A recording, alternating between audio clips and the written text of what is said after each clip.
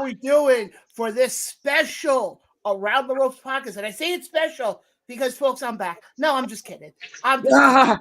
No, because, folks, it has officially been 1 year that this show has been around for. Yes, sir. Yes, There's the applause sign for the viewers at home. So, guys, this is a celebration because, guys, I'm going to be straightforward right now. I didn't think we would ever get to this point. Nah, we're good. But I didn't think we would make it past 1 week. Andrew Basinger checks in with us right now. Hey, Andrew, how you doing? Thank you for watching. But now it's time for my introductions. Oh, shit. Here we go. Now, first person I want to bring up is somebody who just joined the show a couple months ago. He is somebody who we brought on originally as a guest back in early this year. I remember the video we did, which was the top 10 tag teams of all time. Oh, my God. Yeah. And he has brought us a lot of credibility. He was the missing piece that we needed. You hear him ringing out several times for Invictus Pro Wrestling, Create a Pro, Wrestle Pro, you name it, he's everywhere.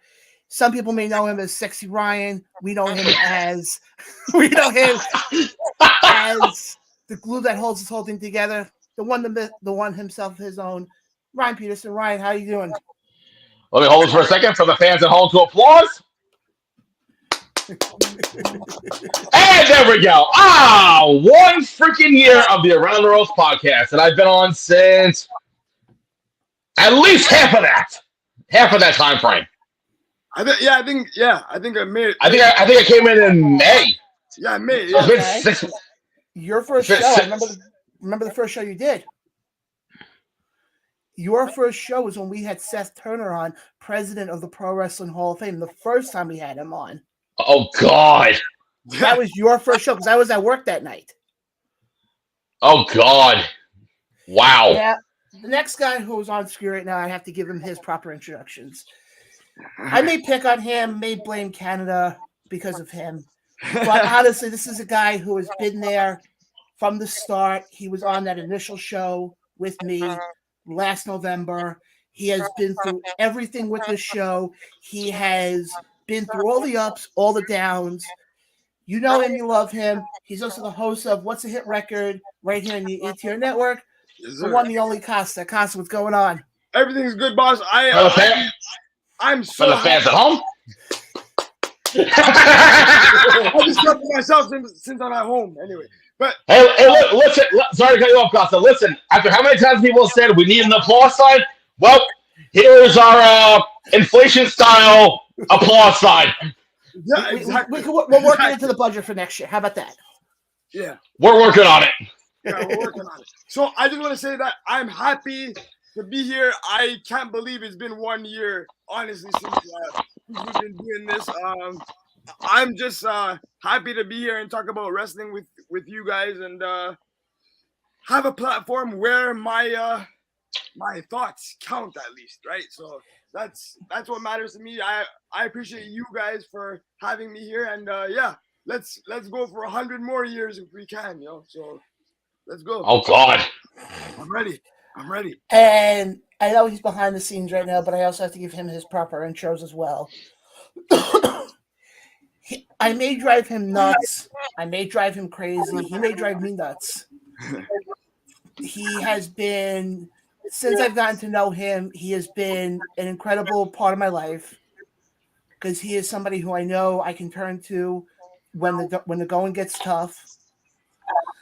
He is the producer of this show. He's the producer of a lot of the shows on this network.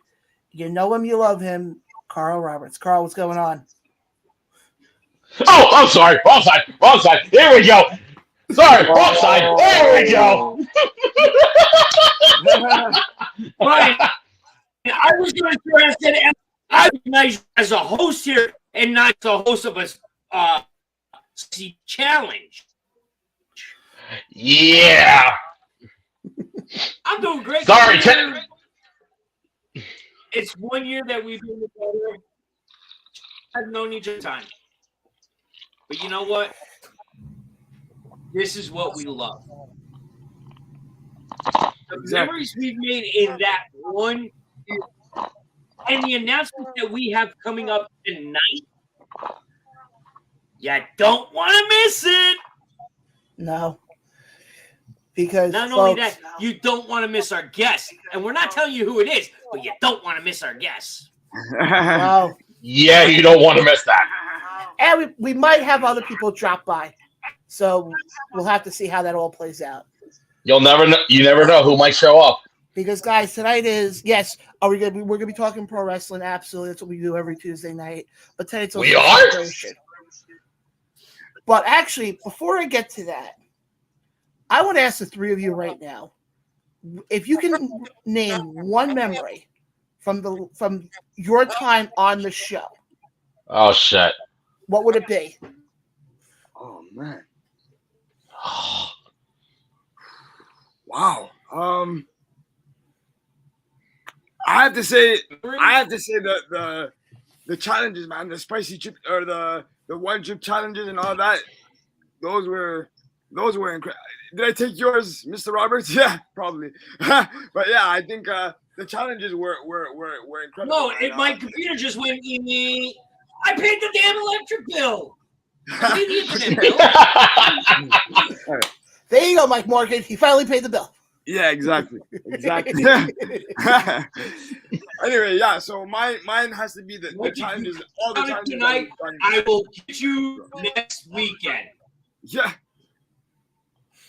All right. Ryan, Carl, what about you guys? I think for me was the first watch along I did with you guys for Hell in a Cell. Yeah. Oh yeah. Hell in a Cell. Sponsored by McDonald's. Yeah. That was our most watched pay-per-view watch along ever. That was the highest watch because Ryan, what you did was perfect. You picked the spots that needed to be announced on this show during the watch along and let it go. Yep. That if you didn't have it on, but you were listening to us, all I had to do was close my eyes and listen to your commentation of it. I knew exactly what was going on in that match, and I didn't even have to watch it. Exactly. That's what we were missing. And I think that was the last watch along we ever did too. Yeah. I think actually, well, I don't know. Yeah. Yes. That was the last one. Yeah. But don't worry. It was the last one. But you want to know what my biggest memory was? Mm-hmm. And it's going to shock you, Johnny boy. What? My first podcast. Yeah. My first day with this podcast was day 1. January, yeah. I remember that. Yeah. Crap. We did a watch along day 1. Yeah. January 1st. Yeah. Oh, jeez. So I actually technically joined you guys a month and 2 days later from when you started. Yeah. I think for me, my biggest moment. Honestly, I can tell you my biggest. But I have one thing. I have one last thing to say, John. Okay. That's one moment. My biggest thing is this. John, What? this is a question for you. Do you know what my biggest moment is? No. I'm asking you. Do you know what my biggest moment is? I don't know. I feel like what's my biggest moment so far? What do you think my biggest moment is? What's that, John? To be honest, what's up? I feel like this is a question that when you say the answer, I'm going to hit myself in the head because I'm going to sit there and go, I should have remembered that. Yeah, same here.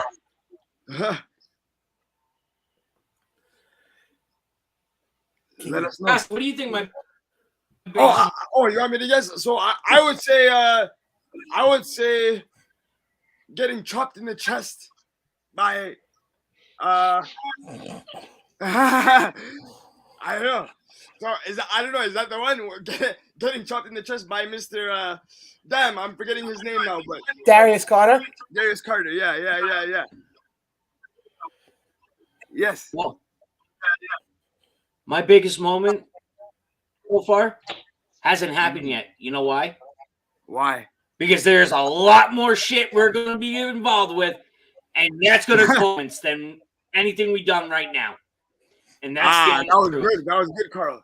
Good reverse psychology there. Yes, perfect. Yeah. Okay, I do have one And moment. it's the truth. Yeah. You're totally right up, but I have one moment. Actually, it was 2 moments, and neither of them were on air. Okay. All right.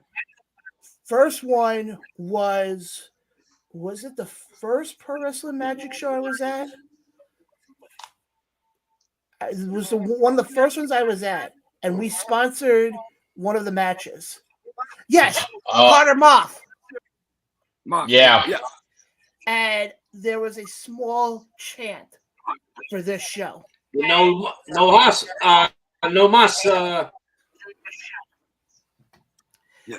But there was a small chant for this show. And at that point, I sat there. I said, okay, now I know we've done something. But the other moment I have was actually more of a funny moment. Was in July going to the American Dream Hall.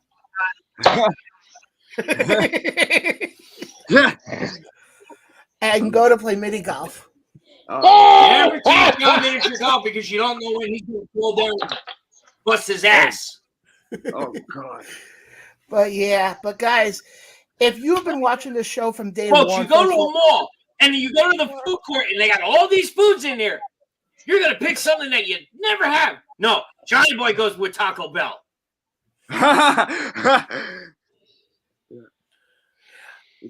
Okay. Now, for the people who are watching, if you've been watching from day one, first of all, I appreciate it deep down. It means a lot. But if you have any moments that you remember from the show, leave them in the comments. Guys, because like I said, tonight is a celebration. Tonight is looking back on what we've accomplished in this last year with the show. Exactly. And what we still have to come. Because, folks. Okay. Time out. Uh-oh. I got to do it now. It now. Go ahead. Let up. I know what he's doing. Yeah. If he doesn't get out of the way now, he'll be jumping up and down like a jelly bean for the entire time. Yeah. I have to get this out of the way. Go ahead. Unfortunately, this past week, a former MMA and a former actor who all of us grew up watching passed away, Mr. Jason David Frank. Passed away at the age of 49. Jesus. Morphin' time! I'll remember him as the Green Ranger from the Power Rangers. Yeah. Wow. That I was in absolute shock when I heard that at first, man. Holy shit. I was too. I'm like, what? So, like, bro, I have like basically all the Power Ranger movies, man. All of them, like everything. Oh, I'm binge watching the original series again. Really? Because why not? Oh, hell yeah. Yeah. So, I'm going to give you a list of his MMA records here. Okay? This is his amateur MMA record. Total of 4. And that was 4 wins. 2 by knockout, 2 by submission. His mixed martial arts record is 1 win by submission. Wow. So he's only had 5 fights in his entire career. Correct. Wow, and undefeated too. Wow. Yes. But the sad part is he leaves behind 4 children. Oh. Yeah, man. That's always I loved Power Rangers growing up. I loved it. I know, me too. Especially my favorite character that I can imitate so well because it reminds me of John, and that is Goldar. Go ahead.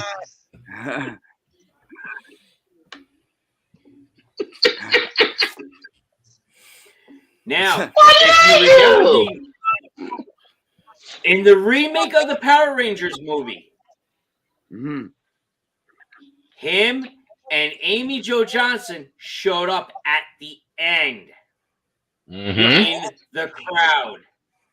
Yep. I remember that. Yeah. That was his last official hoorah of Paris. Oh, Amy Jo Johnson. Oh, dun, dun, dun, dun, dun, dun, dun, dun, dun. Yes. Yeah. Now, if you follow TikTok, most of us are TikTok. He's from. It hit him the hardest. This past month, I believe it was Rhode Island Comic Con, and Jason was there and spent time at Gary's house. Really? Cooking and talking and all that. So it hit him really, really hard. Folks, find Gary Barbecue on Instagram, TikTok, Facebook, and Twitter, and watch the story of this. It hit him so hard that he had no words on what to say. And that's coming from a celebrity. Folks, I think the other thing... But I had to get that out of the way. No, I totally understand. Folks, I think based off of that and based off the last video that we just did, which, folks, again, I hope you get a chance to see because we really put a lot of time into that one. You should always it took a lot out of us. It took a lot out of me. I know that for a fact because right after I got off the I turned this off with John and Carl, I broke down big time. Like it hit me like afterwards. Folks, I think it's safe to say, obviously, like we just saw with the past did and with the video we just did, check in on your friends. Even a simple text saying, just checking in, hope you're doing good. Yeah. You don't know how far that will go for somebody. Yeah. Somebody that we know, okay? Technically, John and Ryan and I know the most. Okay. Casa, you've heard of us talk about this performer. Okay? Yep. Yeah. I reached out almost every day. There was 3 days I didn't hear from them. I tried to say, hey, are you okay? Your family, what's going on? Talk to me. And they got back to me and they said, no, I'm okay. I just had a mental breakdown. But thank you for reaching out to me. To me, I felt better as a person because I reached out to them and they feel. Yeah.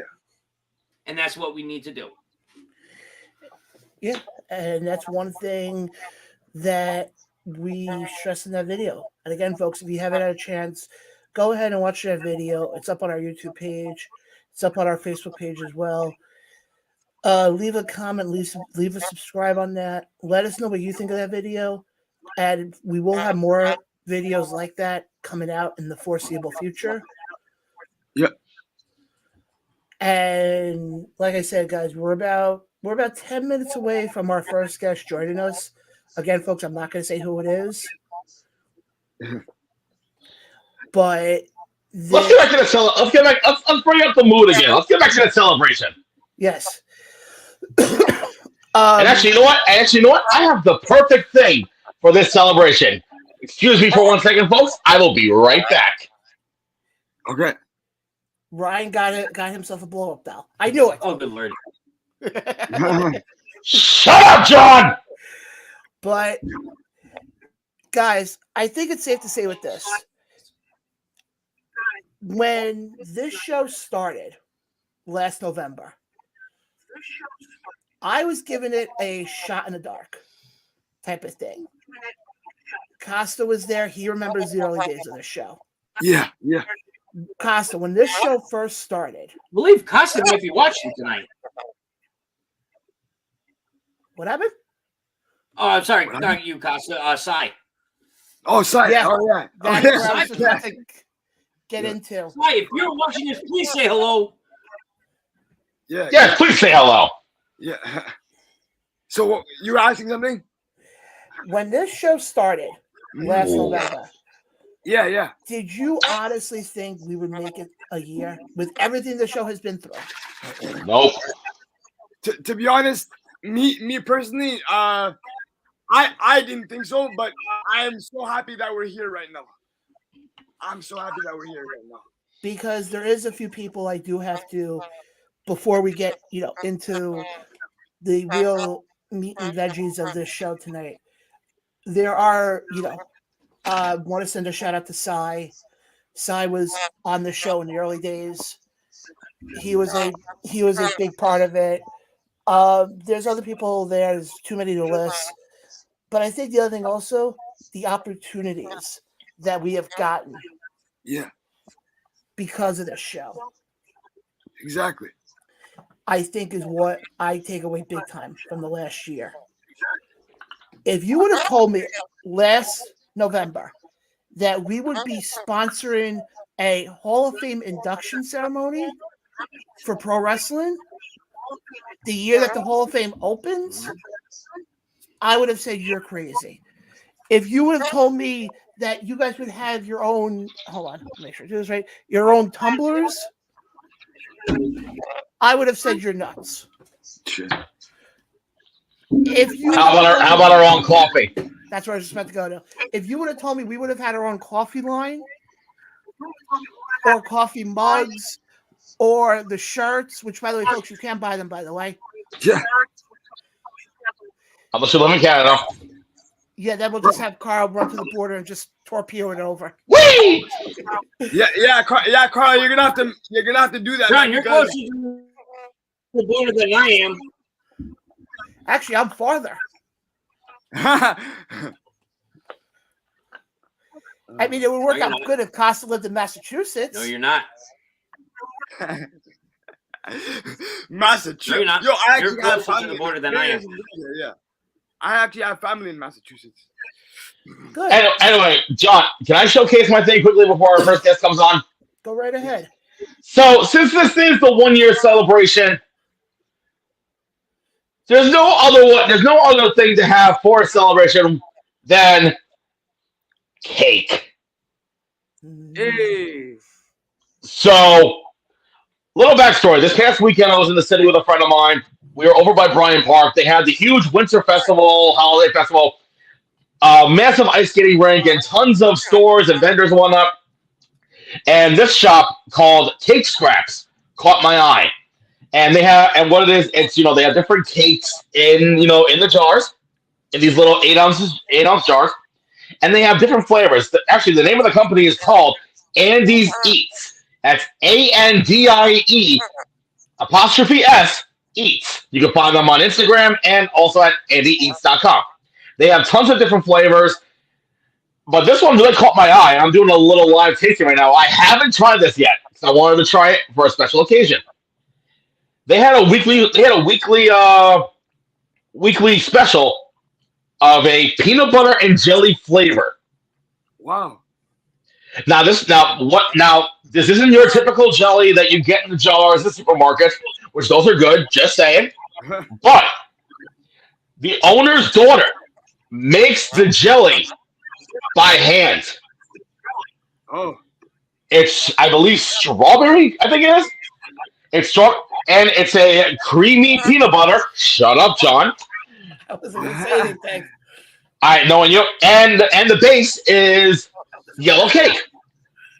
So now the Around the Road podcast turns into the ATR food tasting. I don't know what the fuck, but I wanted to get one of the other reasons why I want to give him a shout out was because the owner I spoke to was very nice, very down to earth. And believe me when I say this, I'm definitely going to be buying more products. So, gonna get a little bit of everything here. I don't care how big the spoon is. I don't give a shit. A little bit of everything. A little bit of smooth creamy peanut butter, cake, and jelly. Well, as we say in the old country, bottoms up, bitches.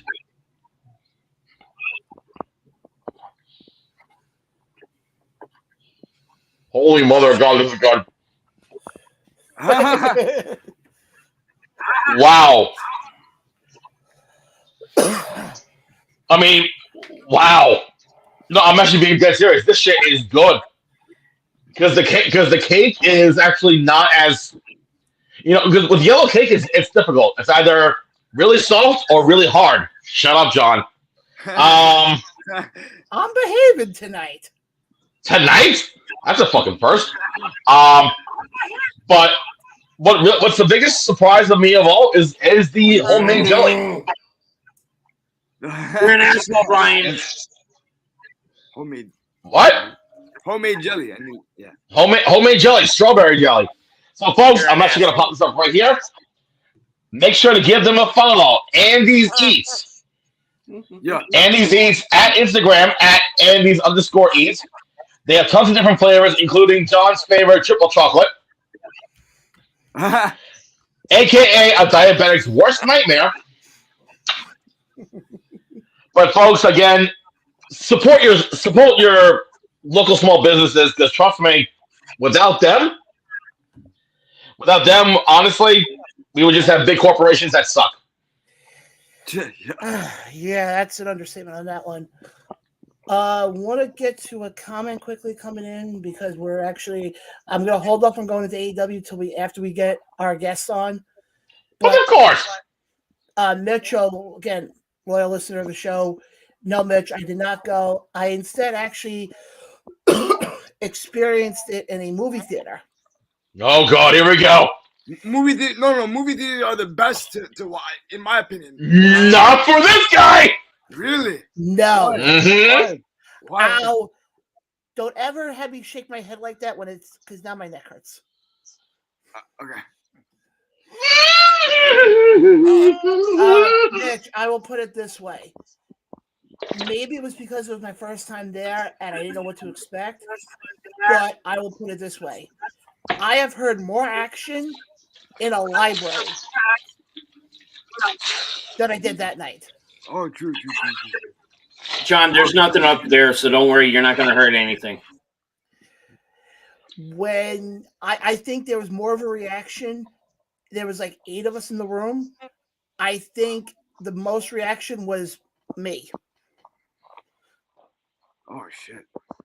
Here. Wow. Okay, can you guys hear me? Yes. Yeah. Okay. No, because my internet started to act kind of wonky. That's what happens. Sony Perk Internet. Fantastic. But That's that bubble shit. yeah.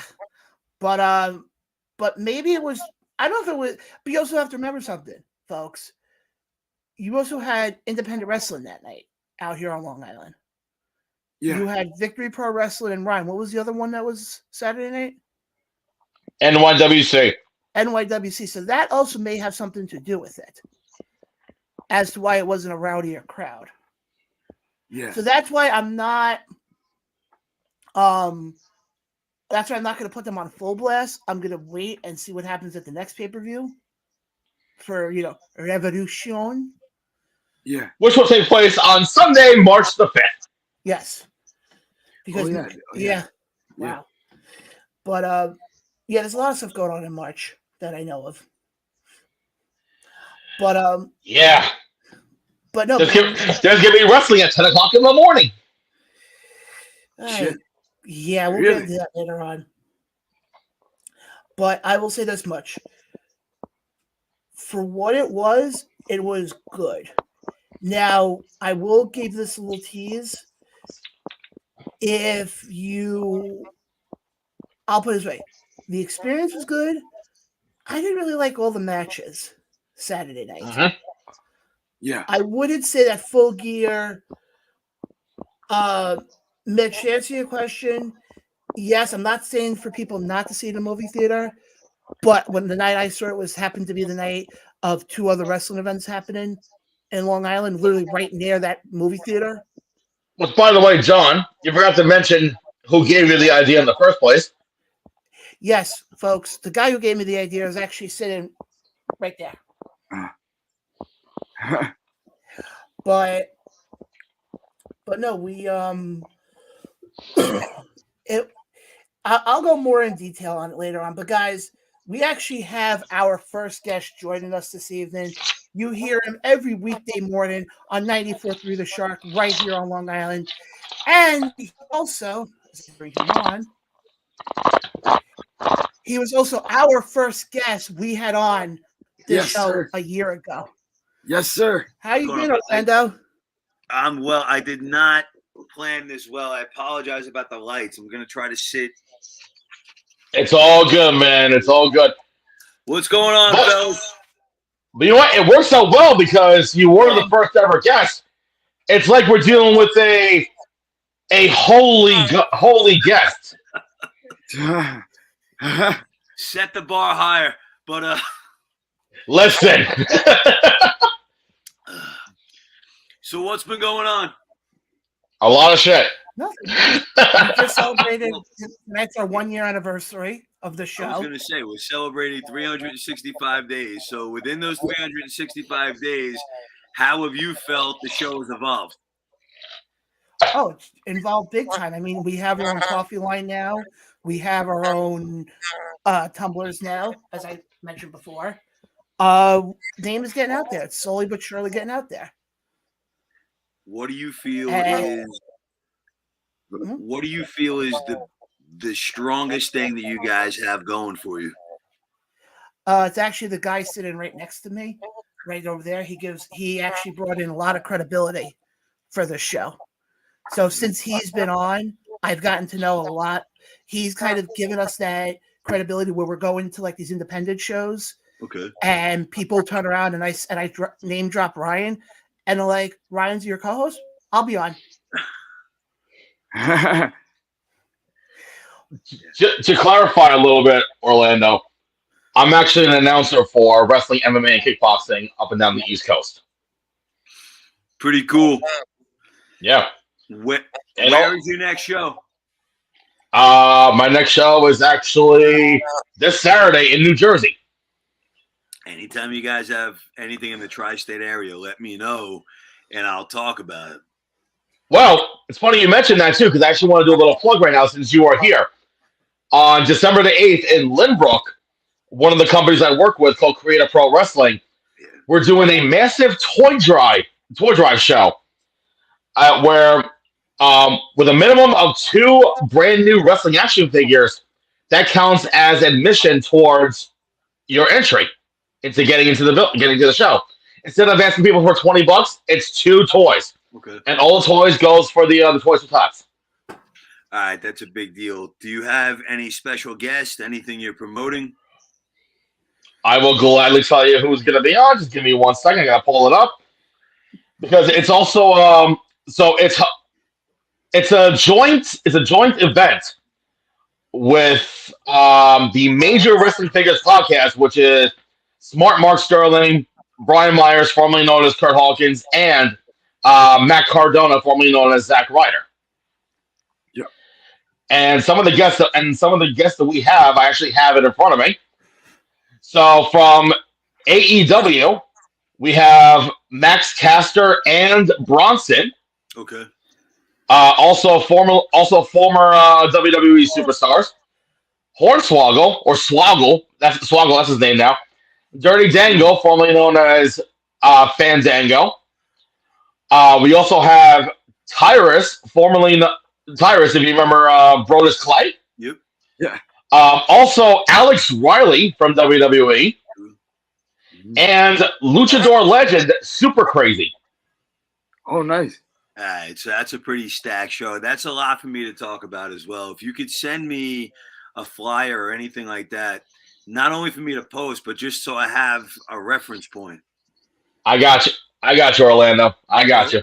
Orlando at 943theshark.com. Once we get back next week, I could talk about that every day. It's a fundraiser. And again, it's all for a great cause too. Again, the big selling points is not only the guests, but also minimum of two, minimum of two figures for entry, and also if you bring 10 items or more, you'll get a for 10 items minimum or more, which I have seen people bring at least 20 at one point. You get an exclusive print, I think, of signed poster from everybody that's on the card, but only if you bring in 10 or more. Does it have to be wrestling figures, or can it just be toys? Yes, it has to be wrestling toys, which you can probably get like five below or whatnot. Costa, you still over there in Toronto? I'm still over here, boss. I'm still here. I'm still chilling. What's going on in your neck of the woods, brother? Any wrestling shows up there? Well, if you're talking about big wrestling shows, I think WWE is coming here December 30th. So I'm not too up on. I think there's an independent wrestling promotion in Mississauga, I believe, but I'm not too up on. I'm not aware of any independent wrestling shows coming up here, but I can search it up and I will send you the information if there is. But as far as I know right now, it's only WWE coming here on December 30th, right before Royal Rumble. One of these days, I got to get to your neck of the woods. Listen, the biggest show to ever happen in Toronto, they talk about a world divided. Nothing in this country is more divided than Warrior versus Hogan in 1990. I saw a fist fight on the playground like you wouldn't believe. Yes, sir. Yes, sir. Yes, sir. Oh, man. I was born in 1990, so I didn't have the pleasure of seeing that, but I heard about it, and it was incredible, man. But, you heard. My apologies, Orlando. What's the email again? So I can write in Orlando at. It's Orlando at 943theshark.com. No point. You. Orlando, Yep, I have to also connect with you on a music related matter, if you don't mind. What's up? So yeah. So I work with artists like of all genres here in Toronto. So, and we would appreciate any promotion that if you don't mind providing it. But I work with all musicians of all genres out here in Toronto. So I'm going to send you some information if you don't mind. The same email that I just gave Ryan, you could use. If any band has an MP3, send it over. I mean, we mostly play strictly rock, but we have these specialty shows, and if there's a specialty day where we're doing rap rock songs, or if we're doing techno infused songs, it might work. Okay, all right, I'll keep that in mind. Ryan, send me the email if I don't forget to. I got you. I got you, and also Orlando, I'm sending you not only the poster but also the if people do want to donate, also the steps of how they can donate. That way it'll be so much easier. Yeah, man. It's a great thing you guys are doing. If I can help in any way, any little way, I would love to. All it needs is just promotion, man. That's all it is, just promoting. Because no one wants to see a kid. No one wants to see a kid without a toy on Christmas. Exactly. Now look, I hear you. I might have some stuff here because I always say to myself, I'm gonna start collecting again, and I'll walk in. I'll be like, "That's cool. That's cool." And then a few weeks later, I'm staring at a pile of junk that I just collected going, what the hell am I going to do with this at 44 years old? I'm glad to help out any way I can. But Orlando, it feels weird when we were, getting closer to the show tonight. And I was trying to think of who would be an appropriate guest to have on. And I'm like, why not have the guy who was our first guest we had on when the show first started? Exactly. Look, man, it's an honor. I remember getting into radio 15 years ago, just saying, I really wish somebody would talk to me. And, you stare at the phone, you hope it rings. The fact that you guys want to spend some time with me is a big deal. What are we talking about tonight? Are we getting into Survivor Series? We're going to be doing our predictions, Survivor Series, talking about Full Gear, all that fun stuff. you have to catch me up a little bit. I mean, I don't watch it nearly as religiously as I used to. I do know that Survivor Series is now more of a War Games thing, but do they still do traditional matches? No, they got rid of that completely. No elimination match at all? Nope. Not this year. Nope. They're going straight through with the War Games theme. That's a shame. Do you remember when Survivor Series used to be on Thanksgiving night? Yeah. Yes. Yep. Oh, yeah. Like, legitimately, you would wolf your food down, crumbs still falling off your chain, and you're running to the food. It's about to start. I remember The Undertaker, was it 1990? When Brother Love brought him out in 91? 1990. 90. Which actually was 30 years. It was 32 years ago today that he debuted, by the way. Yeah. That's insane. I remember my mother calling me up. I was at my grandparents' in New Jersey. I was so bummed that I had to do the holidays. But you don't understand. Survivor Series is on. Didn't fly. So my mom's calling me, fill me in on every match. And she called one of those hotlines at the time. Yeah. Oh, my God. Sites back then. She goes, Mean Mark. Mean Mark is going to be the special guest tonight. Does that ring a bell? I'm like, from the Skyscrapers? Really? And sure enough, 32, how many years later? 30, yeah. 32 years later. Yeah. One of the biggest legends of wrestling. Yeah, but people also forget. He debuted. You also had The Rock debut at Survivor Series. I was there for that. I think that was 90. 96. 96, yeah. You also had Sting debut. Yeah, it was 96. Oh, Sting God. debuted at Survivor Series in 2014. I know that Boogeyman, former WWE Superstar Boogeyman, made his official debut. Wow. It's always been a big event. I'm a little bummed they're not doing at least one traditional match. War Games has its own history, but that's NWA history. Yeah, but again, it's also because Triple H is now in control. I was going to say that. Yeah. That's why a lot of it's happening. Has it been better since he took over? A lot better. A lot. Yeah. Especially he knows what he's doing. Especially the part there's no more. You don't really get a lot of rematches anymore. Oh, it was the same match 4 or 5 weeks in a row. Exactly. Not anymore. But are things making sense, or is it just more exciting? Yes. No, they're making the storylines make sense now. Yeah, for sure. Yeah. Oh, yeah. It's 10 times better. Even the developmental known as NXT has gotten better in the last year. Well, he had that lockstep. I mean, NXT was great a few years ago. Yeah. He did, but then unfortunately Vince took that away from him, and him and Bruce Pritchard ran it pretty much making it look like Nickelodeon. But now it's like Nickelodeon when it's at Nick at Night. Yeah. I'll check it out on Saturday. I'm not going to miss that. I wish I still followed it like I used to. I just can't grasp these characters like the old guys. And it's not. It doesn't have to go back to the cartoonish days of Brutus the Barber Beefcake and Jake the Snake. Just give me some anti-hero stuff in the 90s. Give me some edge. Yeah, that's a good way to put it. I mean, I agree. You look at it now. It's also, I think the problem is there's so much of it now. There's so much. Yeah. Yeah, there's wrestling every day. There's wrestling every day, sir. Literally. Like Monday, Tuesday, Wednesday, Thursday, Friday, everything. Pretty much every day of the week. Look, if it made sense to watch, I probably would. I mean, there was a point in my life where I would have killed for wrestling every day.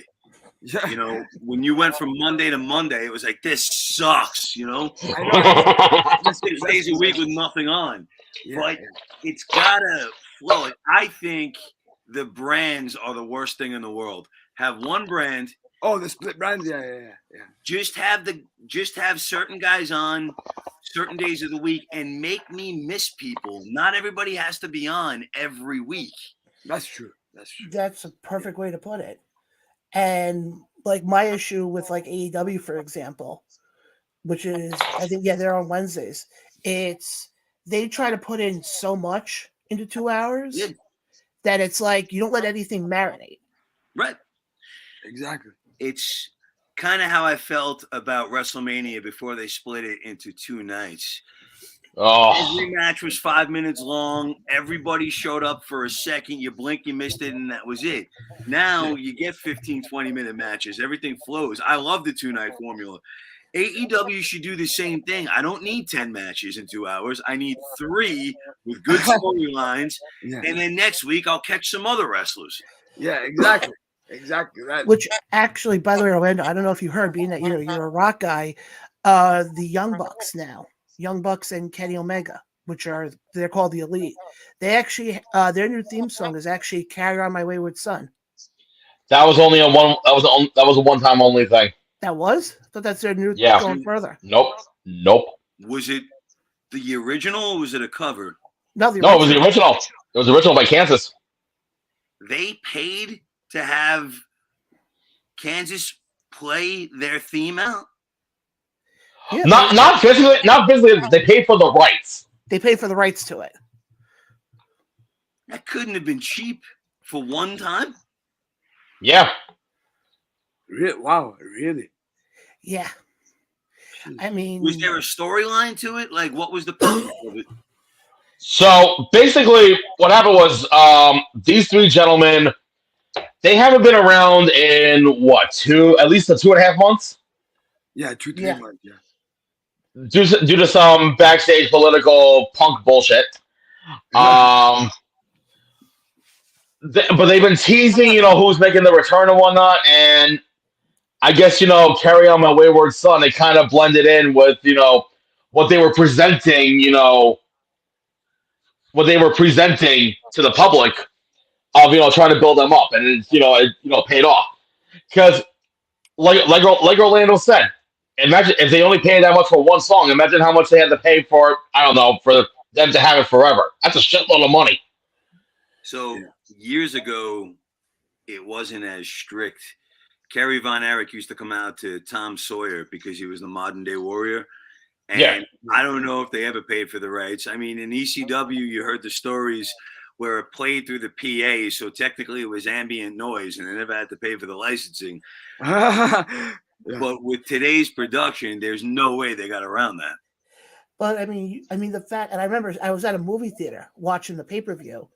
And I'm sitting there watching this pay-per-view, and I hear the song, and I'm like, okay, they finally did it. But then I'm sitting there going, wait a second. You have an 8-year-old kid who's in the Prudential Center watching the show, who's going to probably be nudging their parent going, what the hell is that song? Probably. That's why, and I'm sitting there, but the funny part is they got a shot of it where in the ring, the Young Bucks were actually singing along to it. I mean, it's a classic. What I saw that you were at the movie theater. What were you at the Island 16? Yeah. What do you think was the best part of the pay-per-view, John? My opinion was the Fatal 4-Way for the Ring of Honor World. Ring of Honor. Oh yeah, story. Oh yeah. I didn't see it in its entirety. I basically just saw clips, but the way it looked to me was everything looked like it was too rushed.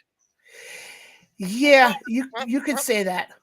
You could say that because they also had 3 pre-show matches, which I didn't understand. Mm-hmm. Yeah, which to me made no sense. But yeah, I can see how it looked kind of rushed. I thought the ending with MJF winning, I thought that was just, you couldn't have gotten better. No, that was cool. That was cool. Hometown boy, baby. I was gonna say, to watch a Long Island kid make that kind of history was cool. I felt like they could have done more with Saraya, with Paige. Yeah. It should have been more of a big deal. I was there the night she got hurt. She was a pretty big name for a while. Yeah. You can make her seem bigger by making it a bigger deal. I thought that match, if I'm being honest, I thought that match was a little bit rusty.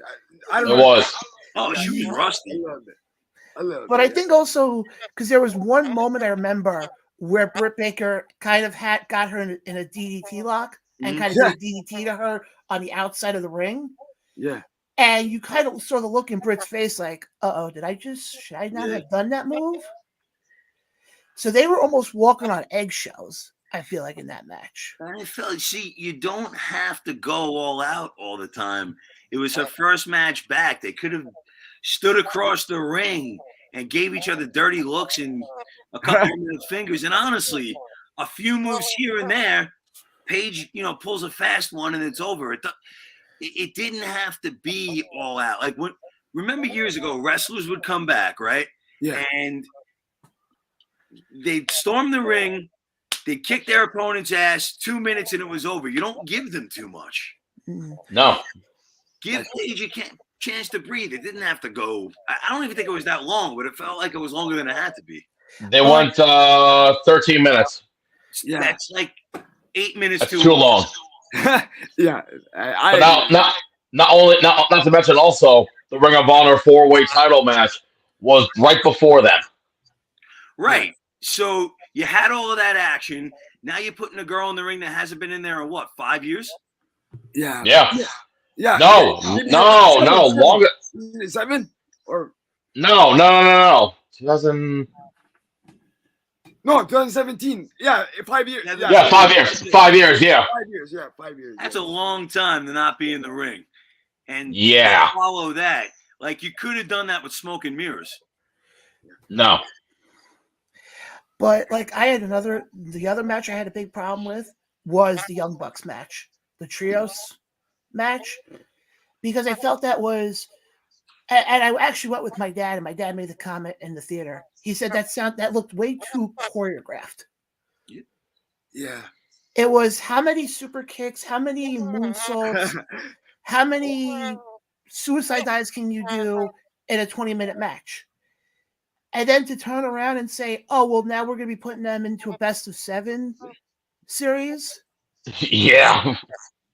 I think it was 2014. I interviewed AJ Styles, and he was talking about how wrestling needs to go through a deflation a bit, where moves have to start meaning something again. And each move doesn't have to be done 5 times over. You don't have to kick out of the finisher every single time. And I never could stand the flashiness. Like Jake the Snake Roberts, considered one of the greatest wrestlers of all time. He can wrestle for 60 minutes and did 4 moves. Yeah. Exactly. Yeah. Exactly. Ultimate Warrior Macho Man Randy Savage, WrestleMania 7, career match. Back then, we had no idea who was going to win. Watch that match again. They didn't touch each other for like 6-7 minutes.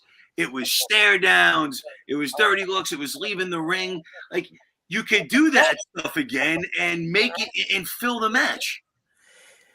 I can add on one more match. Hogan and Andre. Yes. That's another one. Yep.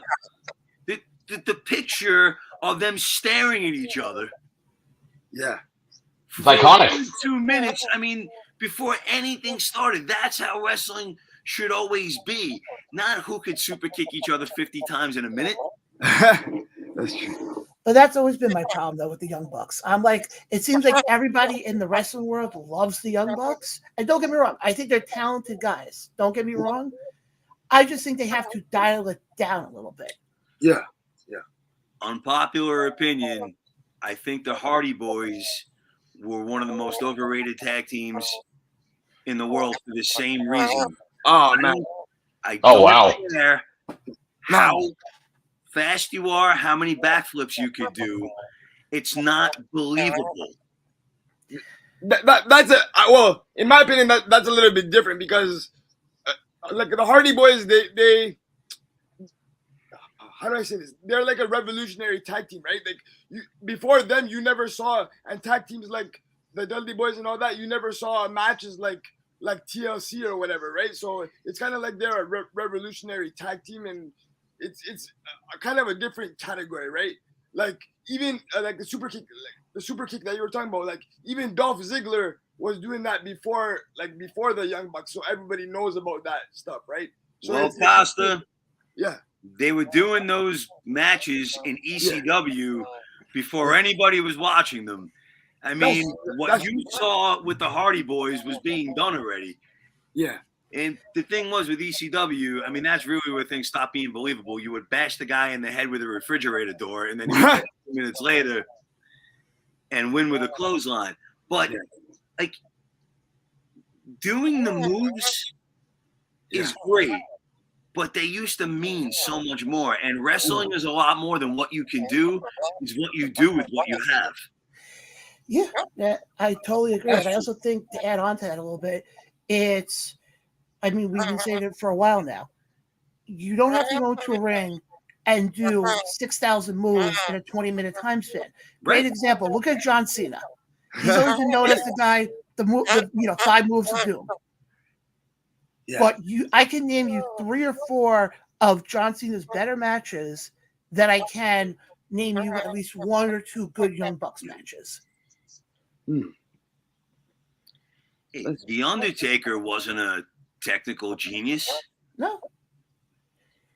Nope. But I mean, you remember his matches. Every single one. Mick Foley, I mean, yeah, he did some pretty crazy stuff. But back to the Cactus Jack days, he would do 1 or 2 crazy spots, bump off the apron and stuff, but he actually wrestled in that ring. There was a reason, there was a story that got you to that bump off the apron. Yeah. When now it's, okay, the Young Bucks are going to take on the Lucha Brothers, and in the first 5 minutes, it's 25 super kicks, 37 moonsaults. It's like, okay, this isn't wrestling. This is gymnastics. Gymnastics, exactly. That's probably the best way to put it. Yeah. But I mean, it's just like I'm sitting there, and I'm sitting there, at the movie theater, and I think also the reason also why I said this before you come on, that the theater wasn't so active that night was there were 2 other wrestling shows that night. Yep. On Long Island. So, yeah. Yeah. Yeah, there was NYWC out of Deer Park and Victory Pro Wrestling right down the road in Bayshore. I never got a chance to see a Victory Pro show yet. I've seen quite a few NYWC. They always put on a good show. Well, I think what you need to do, Mr. Orlando, is to come check out a Creative Pro Wrestling show. Just saying. Listen, anytime you send me the address, I'll be there. I sent you the flyer and everything, man. I'm gonna be late, but I'll be there. and plus, you get to see this in action. Listen, fellas, I'm sorry I can't stay later, but 4 o'clock in the morning comes fast. No, dude, so it was an honor to be a part of the year anniversary. It was an honor to be a part of the first show. I wish you guys well. Please tell me what you guys have coming up, because I'd love to check it out. You definitely will. I'll definitely keep you posted. And if you're on Long Island, make sure to check out 94.3 The Shark and hear this awesome gentleman's voluptuous voice over your airways. Yeah. Happy anniversary, fellas. Thank you, Orlando. Thank you. Nice meeting you, man. Guys, that was Orlando. So, guys, can't beat that. How's that for a circle back? Incredible, man. Like you said, it was my first interview. Like we did it together, our first interview, right? So yeah. It was incredible to have Orlando back on here. I love that guy. He's a genuine. And one thing with Orlando, he always has said to me, anything that he can do to help, he would. Mm-hmm. So again, guys, tune into Orlando every weekday on 94.3 The Shark. He gets you going, and yeah. But go ahead. But gentlemen, I actually do want while we were doing the interview with Orlando, yeah, this popped up in my Twitter feed, and I thought I'd like to share it with the rest of the class. Go ahead. So, in Iowa, there is a little known company called the Wrestling Revolver. Yeah. And next Saturday, December the 3rd, they are presenting season finale. They are bringing in Kenta. Oh, wow. And they announced who his opponent will be. Who's his opponent? Oh. John, you better pay attention when I tell you this. Oh. Speedball Mike Bailey. Oh, dear God. Oh, wow. First time dream match. And folks, if you don't live in Iowa, you can get it on Fight TV. No, Nice. I am listening, but actually Orlando just texted me to say thank you, that he thanked us for having him on. So I'm just responding back to him quickly. But yeah, we'll and also we actually let me hold on. Let me do this because we do have quite a few comments coming in. Oh, wow. I'm going to disregard the YouTube comment because of the person's name. I'll explain later. Okay. I took care of that. Okay. Okay. We do. Oh, boy. Yeah, from our buddy over in the UK, David. Obviously, he said this when Orlando was on. But he just wants to congratulate on the first anniversary of ATR Onwards and Upwards. I am so happy for you all. David, thank you for being a loyal listener. I know there's a lot of times where you can't watch us because of the time difference, but all the support you've given us, it means a lot. So from the bottom of my heart and all of our hearts here, I greatly, greatly appreciate it. Now, Ryan, going to put you on the spot here, buddy. What did I do? Our next guest is actually somebody who you know very well. Oh, is he here? He is here right now, so the floor is yours. I gotta loosen up the vocal cords. Ladies and gentlemen, boys and girls, children of all ages. At this time, our guest number 2 of the evening is someone who may be a little bit of a short stature, but trust me, his mouth is bigger than anybody else's in the world of professional wrestling, and is also one of the best people I've come to know and love for the longest time. Ladies and gentlemen, please welcome to the Around the Ropes podcast, the one and only, the devastatingly handsome himself, Mr. Ruda. Okay, guys. Hold on. There we go. There he is. It's so well invented, so great for, man. Thank you. I'm blessed.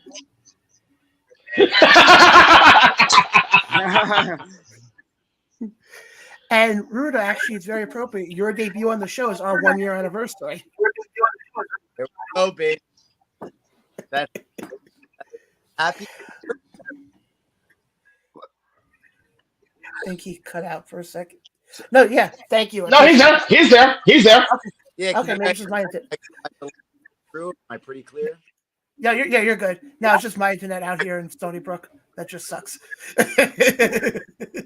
But how have you been? I'm doing fantastic. Hanging out with my dogs, loving life. In here. Thanks. Yeah, so I guess let's get right to it. Last time, that myself and Carl saw you was the big event day. Yep. Now that it's been a week, obviously we'll get into the second portion of that night in a second. But the big event itself, what'd you think of it? That was an awesome event. I mean, me personally, I'm always a fan of those kind of stuff. Get to meet people that, as a fan, watch, as a student of the game.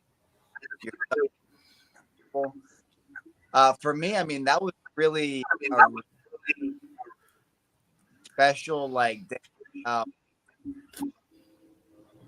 It's been a really crazy kind of 35 of being a fan of watching, but I've been doing this for about 5 years now, and barely scratching the surface with what I'm having class with my. But one of my great friends, one of my old roommates, Ashley Dambois, obviously, has gotten this. See her go from now getting into the level that being a star at a big event, and just being able to take in the whole thing, I'm staring at a really great close personal friend of mine that is literally living the path of like what a lot of us are all aspiring to do. I mean, to say that was like I feel myself trying not to get choked up over that. That was like the culmination of just watching it.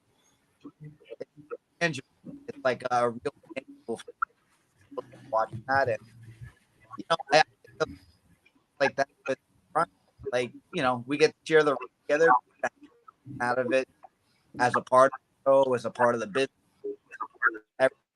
So just the big event too. Everybody studs. I mean, professional, great event, great work. I didn't hear one bad review from anybody. Not it. It was an awesome day. A lot of fun. Oh yeah, it was a fun day. It was a long day, but it was a fun day. Very. As those days usually are, but had a convention on top of it. Yeah, at a convention and then a show right after. Yeah, man. Yeah, I mean, especially for guys like that, we're in it knee deep trying to make it all happen. So. Oh yeah. Well, one of the guys who was knee deep in the big event that day was our co-host Ryan Peterson. Ryan, do you have a question for Ruda? I've known Ruda for a long time, so I have no questions. Wow. Okay. Just shooting the breeze here. Just shooting the breeze. I have one if you don't mind. Yeah. So I wanted to ask. So I know we've all been doing this for a long time, but is there a specific moment or time period that made you fall in love with wrestling to this point? I'm not sure I got the full question. You're asking about is there like a moment of wrestling? Yeah. Actually, hold on a second. John, do us a quick favor. Can you mute yourself for a hot second? Yeah. Costa, now you. Okay, so yeah, I was asking if there was a specific moment in time that got you really into wrestling. Oh my God. Yeah, and crazy how fast like the time travel, like how it can go back in time. I was 7 years old. I remember the VHS. Yeah. That we his buddy the pay-per-view offer. It was Yeah. SummerSlam 1990.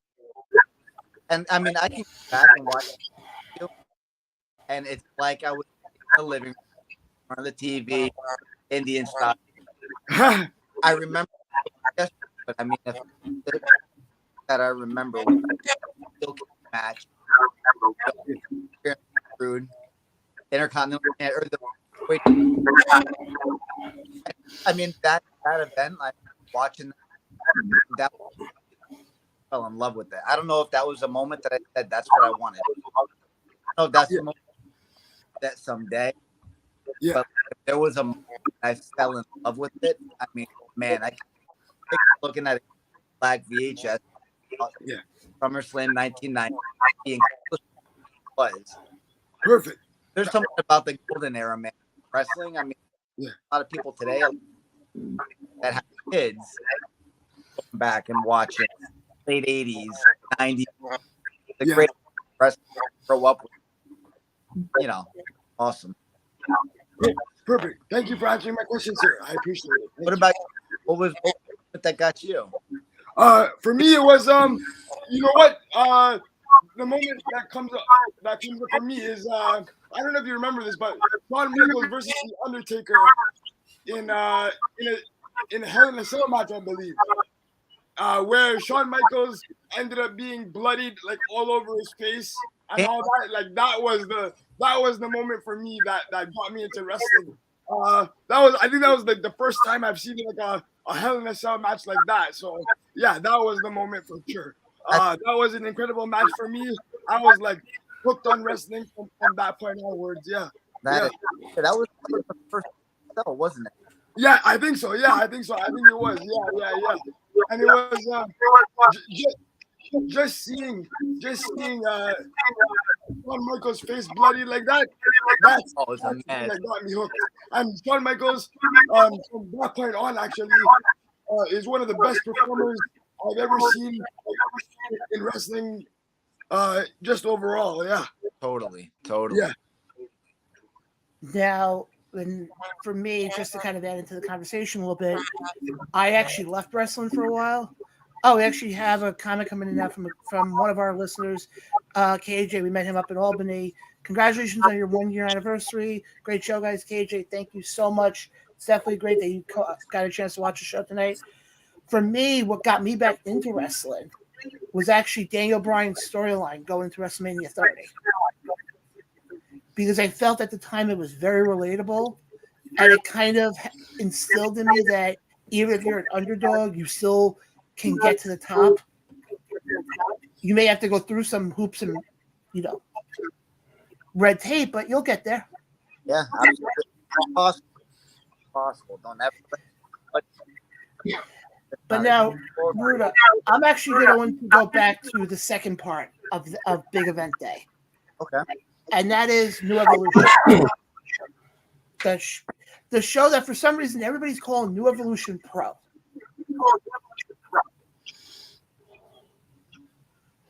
So that a few different types. Coming from? I have no idea. Few of the articles that I saw that people wrote about the event called it New Evolution Pro. Might be a good thing that they got. That was not. Well, when I saw that, I'm like New Evolution Pro. I'm like, were they at a different show? But what did you think of that show as a whole?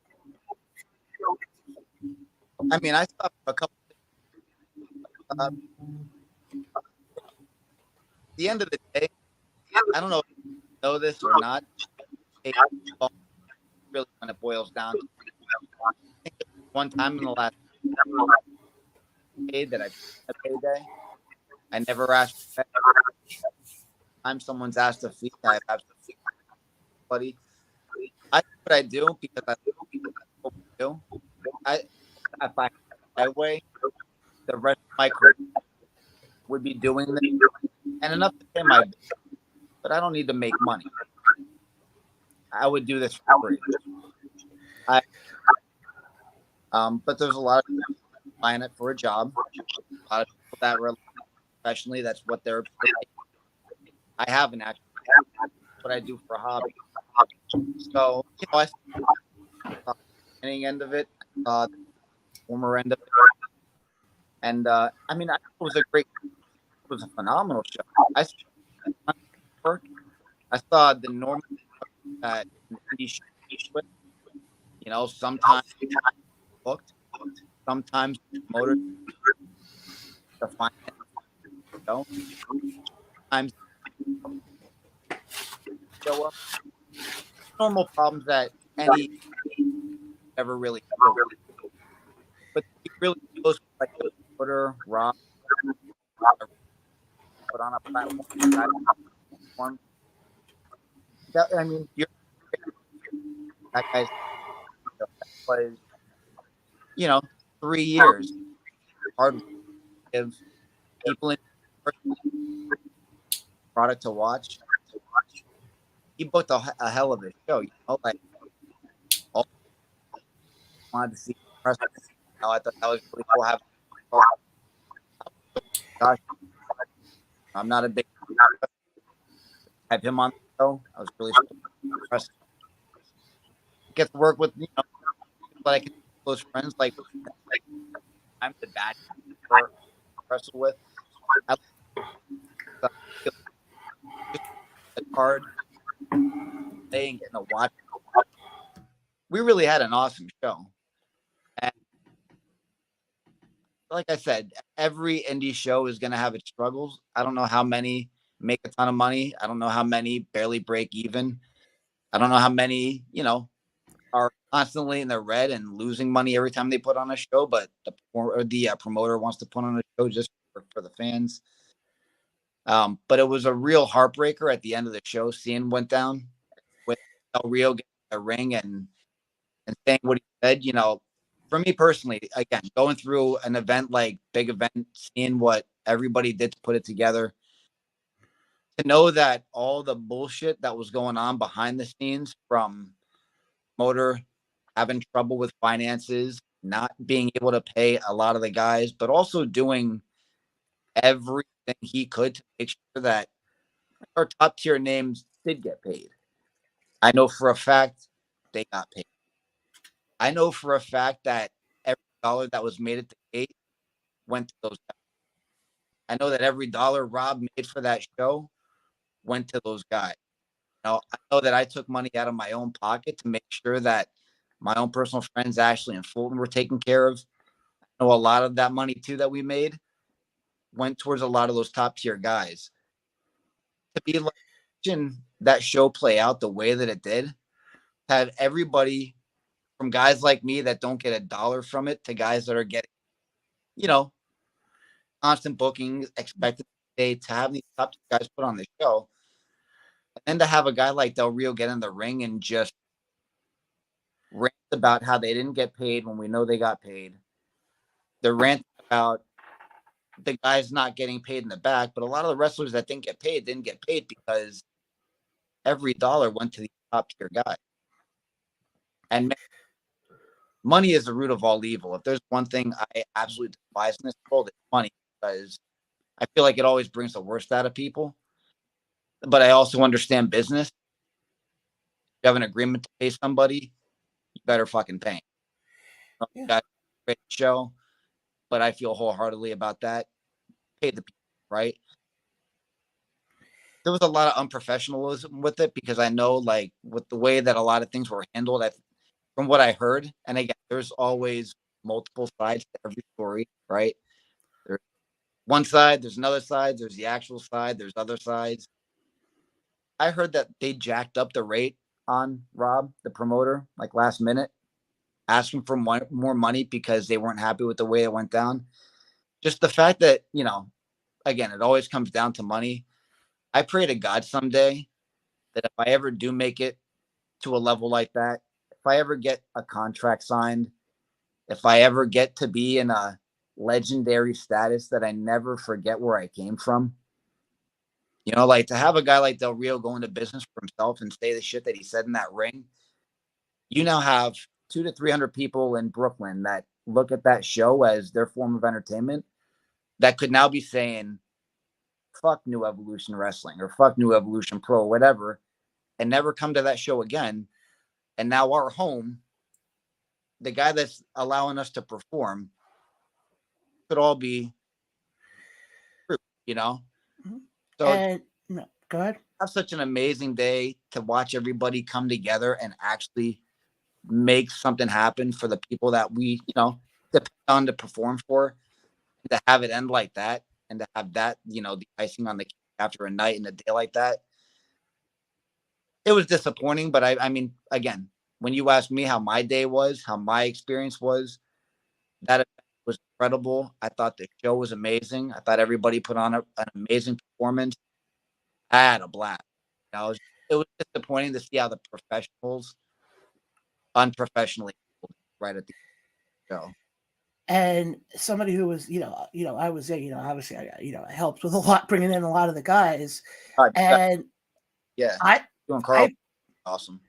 I felt sorry for a lot of the independent people, like your Ashleys, your Fultons, who put on a great show. I mean, I will say this right now. I thought the women's match, the six woman tag match that they had, fun. The only part that I laughed at was the twerking part in the beginning, but I'll digress. But I thought that match was great, and I felt sorry for, getting a chance to talk to Ashley and Kiera and, Kimberly afterwards. I felt sorry for them, that it's like, well, you guys put on a great match, but because some people decided to make it about themselves, nobody's going to remember what you did. Yep. And I mean, the one thing I've learned, listening to a lot of wrestlers, is they're always going to remember the finish. They're not going to remember what led up to the finish, but they're always going to remember the finish. And unfortunately, with that show, And again, it's not on that. It's what Del Rio did. He unfortunately made it about himself. And that's the best way I can put it, is that he made it about himself that day. Yeah, I mean, listen, I completely agree with those. I understand why I did it. If I was in his shoes, I would have never done it. I can understand multiple sides of this. I understand why people do what they do. I agree with it, but I understand. Yeah, and actually, Carl, if you're there, if you want to hop on for a second, because I know you want to make another announcement with Ruda being on. Oh, look at What's up, my brother? So, Mr. Ruda, since you are here, we are about to make a huge announcement right here, right now. monument. And I'm glad you're on. Go. So, ladies and gentlemen, it is my privilege and pleasure to inform you that starting as of today, the ATR network now has the ATR promotion. Right there is our symbol. Our first time coming in with the ATR promotion will be Celeb Fest 6 in Baltimore, Maryland. Yeah. So we get to add more fun. That's awesome. What's that mean? What's that bring into the mix there? Carl, all yours. So now we actually will be able to bring in talent for signings. And actually, John, I could drop the 3 names we already confirmed for Celeb Fest 6. Okay, more. Okay, yeah, go right ahead. We have the lovely Miss Larkin coming in. We also have courageous Christina Marie confirmed. And ladies and gentlemen, last but not least, JC Storm, all going to be down at Celeb Fest 6.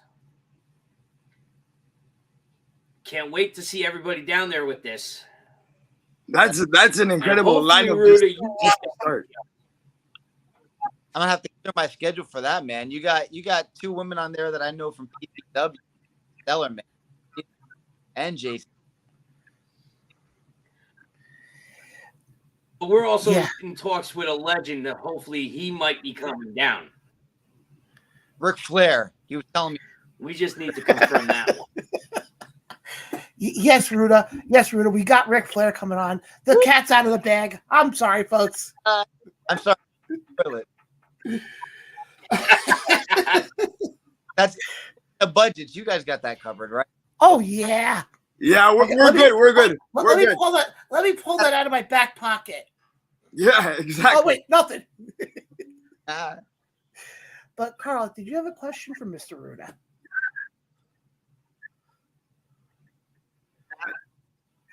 Is Carl's internet frozen? Mr. Ruda, I got a good question for you. Let's talk, buddy. How did you get teamed up with Madman? That was we go back to CCW. People that we want to bring in. That was Rob's idea. The funny thing is, there was a that we flew in through Atlantic City International, and we drove up together. It was at the very when he was the show with PCO. It was when he just wrestled PCO back in October, and we're about his days back in NXT. He's mentioned how he was in part of Insanity. I'm like, how were you? And picture Billy and Dan, like one extra member. And I completely forgot that had replaced him. I didn't even realize he was a WWE NXT guy. You know, I had no idea the background that he had. I knew But really, you know, I didn't know a lot about him until actually we got paired up, and then got to talking and learned a little bit more about him. But still a big yet brother to me. You know, I got him by years. We're about, but it's a matchup. It works fantastic. Back in the day, little guy with the super tall best. To me, it takes me back to my childhood, man. Like a lot of my close, you guys know, a lot of my great friends were always 2-3 times my size. So, you know, the confidence that comes through it, like knowing that I can open my back me up. But Ruda, actually, you bring up the match that Fulton had with PCO. There's one moment in the match I want to get your take on. Sure. And that was the moonsault that PCO landed when he landed on you. That is the most natural moonsault I've entire life. That moonsault, when you're looking up on, there's a mirror, right? So as I look up, I have Fulton lying right next, and I'm looking in my eyes, right up at the ceiling, and I see PCO, this monster, getting ready to do a moonsault on me, and Fulton just yells, "See ya," and just rolls right out of the way. And honestly, I mean, I've told a lot of people in the past before, and I don't mean to be morbid. If and when I do leave this world, if it ever happened in the ring, that's how I would want to.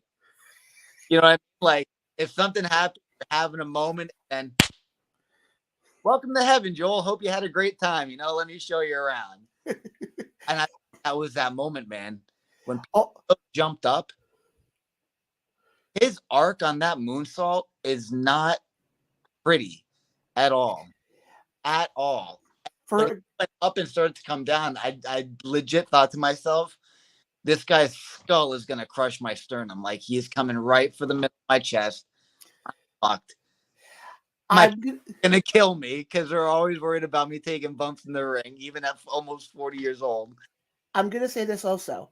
You sold that perfectly. All I remember with that, and folks, if you haven't got a chance, definitely go back and watch it. I know they put the matches up on YouTube. All you see is Fulton wins the match, and all you just see is he carries the belt in one arm like it's nothing, and on the other side he's carrying Ruda just like it's a normal day in the office. I think I've been carried out of the ring like that at least 3 times now in the last 5 years. I'm thinking the third time in there somewhere. But just that whole, I mean, you sold that perfectly. I mean, when you have a guy like that going, a lot of people don't understand how high those ropes are. I have no fear of heights. I have no fear of heights at all. I'll never forget the first time I was in the ring training, and they had me climb to the top rope to do a flying body press, to have a guy catch me. And standing on the top, just extending, stand straight up, gave me the feeling of like, holy shit, this is high up. And I see guys that just jump off of that. It's nothing. That's like next level insanity that you got to, just up that high end to do what they do. And then to have a guy like PCO doing a moonsault off of it. But, But that whole moment, I mean, that whole match, I thought was great. It was fun. I also like the match because I know we sponsored that match. Oh yeah, get out of here. We were the sponsors for that match, but just that whole build up to that whole thing, because I remember being there for the first show. Yep. When Rob made the announcement after he had won the title. Now, just to kind of pull back the curtain a little bit, I knew something was going on because right after the match was done, and Fulton had initially won the title, Rob pulls right. He goes, "Okay, we gotta go make the announcement." I'm like, "Huh? What the hell just happened?" And at that point, I'm like, "Something's about to happen." And lo and behold, he made the announcement that it was PCO. I had no idea. He kept that as a surprise for me. When he said that, it was like That's another thing. Like you rewind back the clock to where like he's been in the industry. Thinking about when I grew up watching him as a kid. You fast forward, he's walking around like Frankenstein now. Not gonna take a moonsault from him in the ring. Well, I mean, I was lucky enough to have seen him when they did the G1 show in the city. Okay. At the Garden, and he was in the Fatal 4-Way tag match. And he took a power bomb, not just in the ring, to the outside of the ring, where there's no padding. Yeah, he's weird, man. And he's sitting there. I'm like, okay. I'm like, he's going to sell it. He's going to sell it. Also, the next thing you know, he pops up like it's nothing. I'm like, if somebody did that to me, I'm going to sit there and go, don't touch me. I want to stay here. Don't touch me. Yeah, let's just take 30 minutes to recover. Yeah, he's next level, man. That guy, the gimmick is he's not human. I think there's a legit part of him that's like not human to be his age, still doing what he's doing. And he does it great, like those guys at the end of the day, they have to take care of you in the ring. You get hurt, your ass. And for me, having my life flash before my eyes, I've never felt safer in the ring too. Yeah. Well, the thing was, no, go ahead. No, he the best guy that I actually ever taken a bump from. Yeah, with somebody like him who's been in this industry for, God, almost 30 years or so. Yeah, 30 plus years easy. He's one person where if you ever get the opportunity to be in the ring with, somebody of his stature is somebody that I would sit there, and I know they always say, you have to let the veteran lead. With him, if it ever happened that I had to be in a match with him, I would just sit there and go, whatever you want me to do. Me what to do. Just tell me what to do. I'll let you lead. Yeah, he was cool, man. It's a great that to grow up and enjoy it and watch it, but to like get on our end and actually get in the ring and perform with these guys too is, you're literally taking a dream and making it a reality. Do it with someone like him. That was definitely for you guys sponsoring that. Thanks for making that possible. No problem. Day for me, man, for sure. But Ruda, last thing I do have to say, then I do have to let you go because we actually have a few other people hopping on tonight. Because, like I said, it's a party here tonight, so you don't know who's going to hop in. Your two friends there, Fulton and Ashley, both have an invite for this show. I'll let them know. They both have an invite. I would love to get both of them on. So just putting it out there. Ruda takes care of people, man. You're one of my people. Consider him coming on this show. I'll drop him a message tonight. I appreciate that. But Ruda, where can people find you on social media, and what do you have coming up that you like to promote? Sure, man. So on social media, it's at Mr. Ruda. That's on Instagram. It's definitely the best page. We do have a couple shows coming up. I know this coming Sunday we got Battlefield Pro Wrestling, Alpha on Hawaii. First show in 7 years for his promotion, Battlefield Pro Wrestling. There's UCW coming up, Undisputed Wrestling. I think it's Shamokin or Sunbury, Pennsylvania. And then PPW, big event coming up there. Big match. I'm actually gonna be getting in the ring. That's yep. Battle for control over PPW. David. Yep. We got a big Fire Series match going on, man. Again, folks, follow Ruda on Twitter, and he's a great guy. And Ruda, again, thank you so much for hopping on. It's a pleasure to finally have you on the show. Thank you, sir. You're the best, man. Have a great anniversary. Thank you. Thank you. I appreciate that. Again, guys, that's Mr. Ruda, one half of he works with Man Fulton, Ashley Demboise. And folks, it keeps on going with the guests. Oh, Ryan, welcome back. Because, guys, hey, look, I wanted to showcase more space for our guests. We actually have a surprise guest joining us. Another person from our past. He is the associate producer. He works with Busted Open, the show that a lot of people like to compare us to, the one, the only Andre. Andre, what's Surprise, going on? mother truckers! Happy 1 year anniversary, Hey, How you been, man? dude. It's been a wild ride, but I'm glad to be here partying with you guys. Appreciate it big time. Welcome to the party. So, guys, wait before we ask anything, I have to ask: how does it feel now that it's been a whole year from inception to where you are now? How does it feel? I gotta know. oh, John? man. Oh man, Actually, Costa, you go first on that one. yeah. I was gonna say it feels considering we've all been through ups and downs here, it feels really good to be at the 1 year point of the show, man. It feels really good. I'm very happy to be here with these wonderful people, with you wonderful people, and yeah, it feels really good to be here because I'm gonna say from my point it was a little bit shaky personally and professionally, but I'm just glad we're here right now. So yeah, thank you. For me, it doesn't feel real. It doesn't feel, to me, it's like with everything this show has done and everything the show has been through, the fact that we're sitting here right now on November 22nd celebrating 1 year. Exactly. I would it's mind-boggling to me. Because I was thinking about it, leading up to today.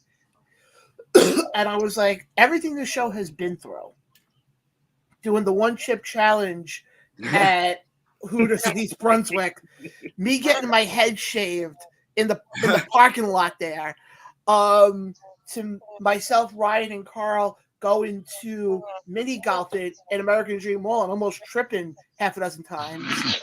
That was all you. That was me. all you. To doing the burger challenge at one of the independent shows we were at, to doing the spicy chip challenge part 2 again. Did it again? Yeah, we were. Yeah. Yeah. John, didn't you learn your lesson from the first one? No. Actually, hold on. What happened this time is I actually stood up to Carl and actually came to the realization that that I probably should not have done it. And why'd you do it in the first place? I didn't think he was going to push it that far. You know, Carl. You know everyone here. We Speak of the devil. To the limit, right? That's what this podcast has been, is taking each other. Now, Andre, I'm going to say it the proper way. I'm going to tell you the proper way of how things transpired. I went to White Castle, and I saw that they had the 1921 sandwiches. Correct. I didn't even realize they had the ghost pepper one. I wasn't trying to say, hey, let's do this. John bluntly says, so when are we doing the challenge? I'm like, what are you talking about? Yeah. When are we doing the challenge? He egged me on. Mm-hmm. So I was like, all right, fine. And then he continued egg and egg and egg. Big mistake on his part. Oh, yeah. A little milk magic. So it was supposed to be the ghost pepper sandwich. Okay. No, it's even worse this time.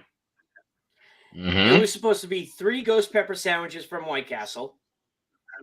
Mm-hmm. And 3 hot sauces on top of that, the most. Well, all the White Castles in the area are sold out. The 1921 sandwiches at the time. So we had 3 regular sandwiches each. Plus 3 hot sauces. And there is a video, if you go to our Facebook page, there is a video of it. Okay. Yeah. At the end,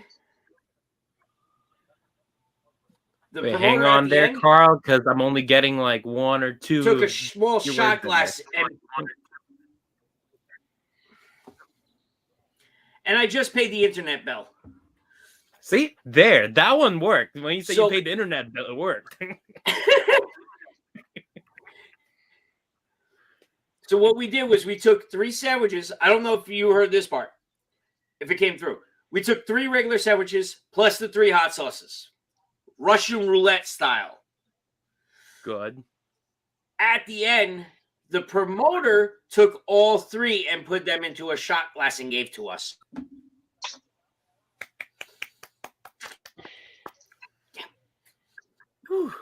And it's all on video you can find on our Facebook page. I didn't know he did the shot glass thing. Wow. That's They did the shot glass. Oh shoot. Wow. You pulled butthole, guys. I feel bad for your buttholes. Oh, wait. And what made it even worse, Andre, was that... No, I wasn't getting into that. I was saying, getting back to the whole sauce thing, I was the announcer for that show. And we couldn't start the second half of the show because these two had the entire crowd hovering them the entire time. Commanding the spotlight. Well done, gentlemen. Yeah. Yeah, commanding the spotlights while praying for the Lord Almighty himself to possibly cure whatever's going to be happening going inside their insides. And Andre, the next day we did the 1-chip challenge, and I actually have photographic proof of how I looked afterwards. Oh. And it's right here. At least you're not bald. No, I'm not bald, but yeah, that was the first time around. Your face was all red, and you just lost all your hair. Yeah, that was a But now this crew cuts fresh on you. Well, that was again, they decided to do the 1-chip challenge, and apparently this year's hot chip challenge, 1-chip challenge, was hotter than last year's. That apparently also it made your tongue blue. So from the looks of that photo with that little bit of blue, looks like John had a full-on makeout session with the Cookie Monster. Whew. I salute you guys for that. Whoa. And getting back to when John was bald or whatnot. I don't know if anyone ever told you this, and I'm pulling back the curtain a little bit. I decided to be nice and offer John some healing chocolate. Okay. I forgot to tell you that part. Yeah. So so what happened was there was some specialty chocolate that I got, and unfortunately it melted because summer months. Hello, but luckily the general manager at the Hooters that we were at was generous enough to actually stick it in the freezer for me, and it frosted fast, so it was perfect. So I gave John, a little piece and said, "Here, have some healing chocolate." It was habanero chocolate. Yep, I remember that. Yep. Yep. And Andre, here's actually a closer picture of when we did the the 1-chip challenge this year. The cha-cha challenge? Cha-cha-cha. Dang. That chip Yeah. herpes.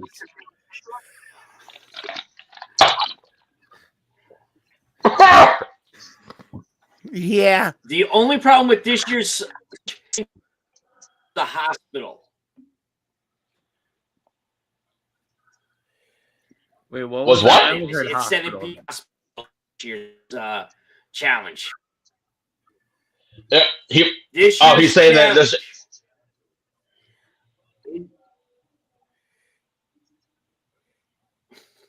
Okay. Take 2.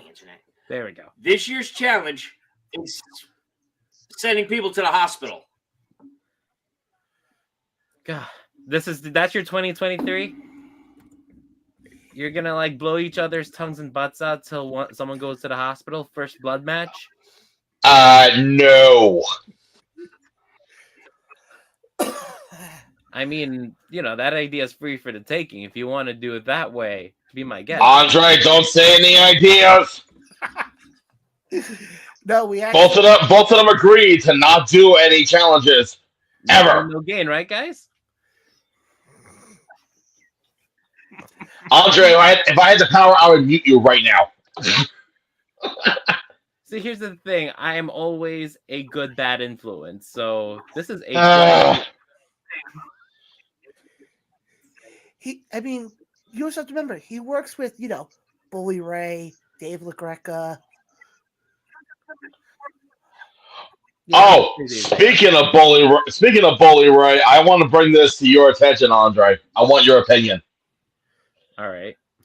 The shit that he pulled this past weekend with Josh Alexander and his wife. That got uncomfortable. I haven't seen healing done in such a long time that it makes you comfortable because of the silence that he put in between with his wife, pretty much in a power bomb setup position, and he's just hostaging her for the belt. Just seeing something like that and let it stretch, let it take its time, let it breathe. I was amazed, but at the same time, you're starting to feel tense with it. And especially in a wrestling world today where everything's so fast paced, it's one moment after the other. It was really grabbing to see this whole thing unfold and take its time. I watched on delay, so I got to see like how much time there is left right after the bell rang. Like, that's a lot of chunk of time. How are they going to do it? But then they pulled it off bit by bit and slowly paced it one moment into the other until when Bully came out, cashed it in, being gentlemanly, you're like, damn, this is actually a good moment. Then the turn, the fact that they just took, like, they let Bully take his time with this, just added like so much more depth to this one heel move. It's not like a heel move that we're going to talk about now, maybe forget about later. This is something that it was drawn out properly, that it got personal right in front of our eyes. Yeah, but Andre, the one thing I always say about Bully Ray is he is a phenomenal storyteller. And I actually retweeted the clip, and I even said it in the tweet. I said, in that 3-minute clip, I am now 100% invested in it out, because it's like all along I'm sitting there going, okay, maybe Bully's finally going to turn, finally be that good guy. And then when that whole thing happened, I was sitting in this exact spot watching the clip, and I'm like, they're actually going to go through with this. They're actually going to go through with this. But that whole moment in and itself was just like, that was like going towards the edge a little bit. I felt that in pro wrestling, but again, it's Bully Ray. I mean, I'll put it this way: it got people talking about Impact Wrestling, like you said on the show on Monday. And the crazy part of it is I didn't expect it to happen that night, because the way that I guess my brain was kind of booking Bully's like chip and everything was, maybe he's gonna go do the babyface chase. He's got the nostalgia bumps, like he's got the everybody's love at this moment, and him tagging with Tommy, it's been good. So I thought that he might just do a gentlemanly chase. Then it's in the middle of that match where he'll do the turn and win on a dirty fashion, then piss off everyone, including the company, by doing something bizarre. So that's what I was thinking on like a major pay-per-view ahead. I didn't expect they're doing it now to set up. Well, and I love about it too. And also the fact that now it's official at Hard to Kill, I believe in January, it will be Bully and Josh for the title. On Friday the 13th. Yep.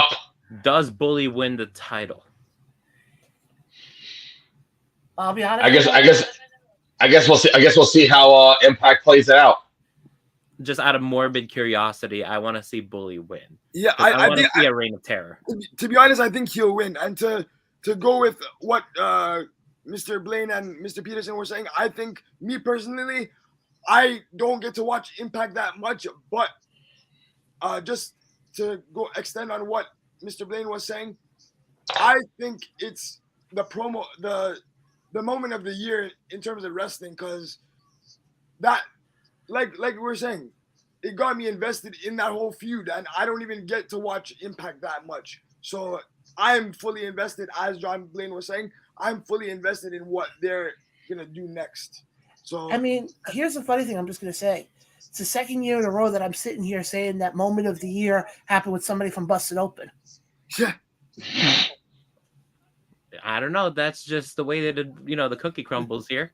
Because what I'm referencing to is obviously you had the moment with Bully this year.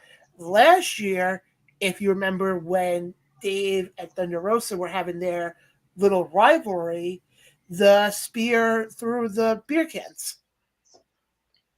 The most iconic spear in all of professional wrestling history, by the way. Yes. Yep. So next year, I'm assuming Mark Henry's going to have a big moment. We shall see. And Hey, then followed by that, Captain Insano is back. He needs a rival. yes. Oh yeah, for sure. And then I guess Tommy, I know Tommy's big moment. He'll be on a show and not eat pretzels. I figured it out. But Andre, what do you English? You would think you have to do this for a year. I know how to speak. It's a hard language, man. Just stumble and grumble through it. Exactly. But Andre, we actually have to let you go because we actually have another guest on right now. I'm actually set to make a big announcement. All right, guys. Later. Happy 1 year anniversary, guys. Good seeing you, man. Good seeing you. Guys, that's Andre, producer of Busted Open. I didn't mean to rush him off like that, but this is a moment I have been waiting for the longest time. Now, guys, Oh, yes. if you guys know, we usually talk wrestling on the show, but we're about to pump the brakes on that for 1 second. And actually, Yeah, exactly. screech and halt there for a second, and actually bring on somebody who we're actually welcoming to the ATR Network family. He is the coach himself, Tommy. Tommy, how you doing tonight? It's great to be here, John, Ryan, Costa. Pleasure to be on with you all, and a pleasure to join this team here at ATR. Very excited. I did a live show tonight, so I was getting on that. Came to here. I'm going to wait till next week to make my own special announcement as well on my show for you all. So I'm very excited about this. And if I could bring a new flavor, look, I was a big wrestling fan when I was a little younger. I'm not as much into it today, but when I was growing up, I was like you guys into the wrestling thing, and I could probably take you back to people like the British Bulldogs and things like that. Yeah. And then when I find out, it's like everybody else who loves Stone Cold, how could you not love Stone Cold, right? Of course. So, but I am one of the biggest Islander fans in Long Island. I've grown up here in Long Island. And I came together with a couple of friends, and we started a group called the Drive for Five Facebook group, and it's grown by leaps and bounds for the past 4 years, and I've been putting this show on for 4 years. And it's an honor to bring Coach Baffy's Corner to ATR Network and to be working with all you gentlemen here. Now, if our producer is back there, which I think he is, if you don't mind, Carl, could you please unveil the new logo? There you go, folks. That's awesome. That is great. That's really wonderful. That's incredible, man. Wow. We tried to get Islander guys on there, but it just didn't work out. Yeah.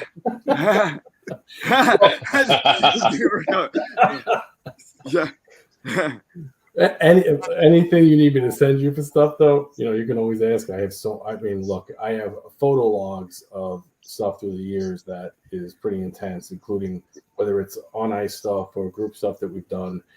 I mean, even this Friday, the Drive for Five is going to be out at Whiskey Reds in East Meadow doing one of our viewing parties. So we're going to catch the Islanders taking on the Columbus Blue Jackets, and we'll have our Drive for Five scarves and our towels, and we'll probably have a little 50-50 raffle and raise some money for a cancer foundation. So we try to do good things for the community.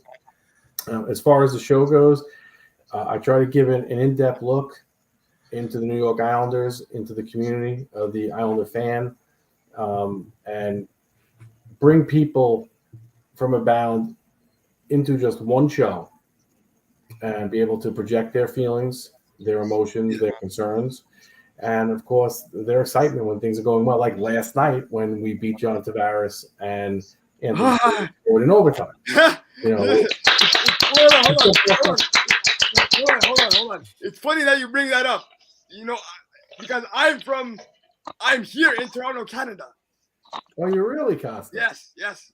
So, me personally, I think we're gonna be on opposite ends here, but I am a Leaf fan, so I was upset that we lost yesterday. But yeah, it's gonna be interesting to hear a New York Islanders fans' perspective on what happened last night. So yeah. Well, It's I gonna mean, be look, really interesting. if I want to be honest with you, I mean, the Maple Leafs played a great game last night. They really They did, did. yeah. They outplayed the Islanders for most of the night. The Islanders are in possession of a very, very special goaltender in Yeah. Ilya Sorokin. He's just incredible. He's really good. Mhm.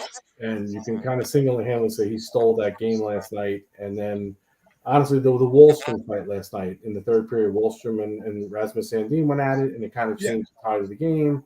And then Bailey, who is one of my all-time favorites, scores a big goal, and they win in overtime. It was, for an Islander fan, look, it's a funny thing about before John Tavares, a lot of Islander fans used to root for Toronto, just so you know. Yeah. Before that happened, we had like a soft spot for the Maple Leafs.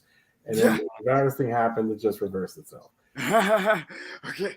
All right. I mean, it is what it is. You love your team. I always respect people who love their team. They're loyal to their teams. One way or the other, I respect that.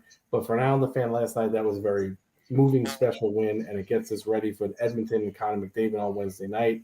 Yeah. And then hopefully, a happy Thanksgiving for all out there. Yeah, exactly. And actually, I can also say right now, there will be some ATR people at this watch along on Friday night because I will be there, and I might bring along Ryan. Good job, Ryan. Well, considering I live less than like 5 minutes away from the place, so I might stop by. Yeah, we normally, a good friend of mine is now working over there, and she's a sweetheart, Jennifer Latini. We call her the hostess with the mostest.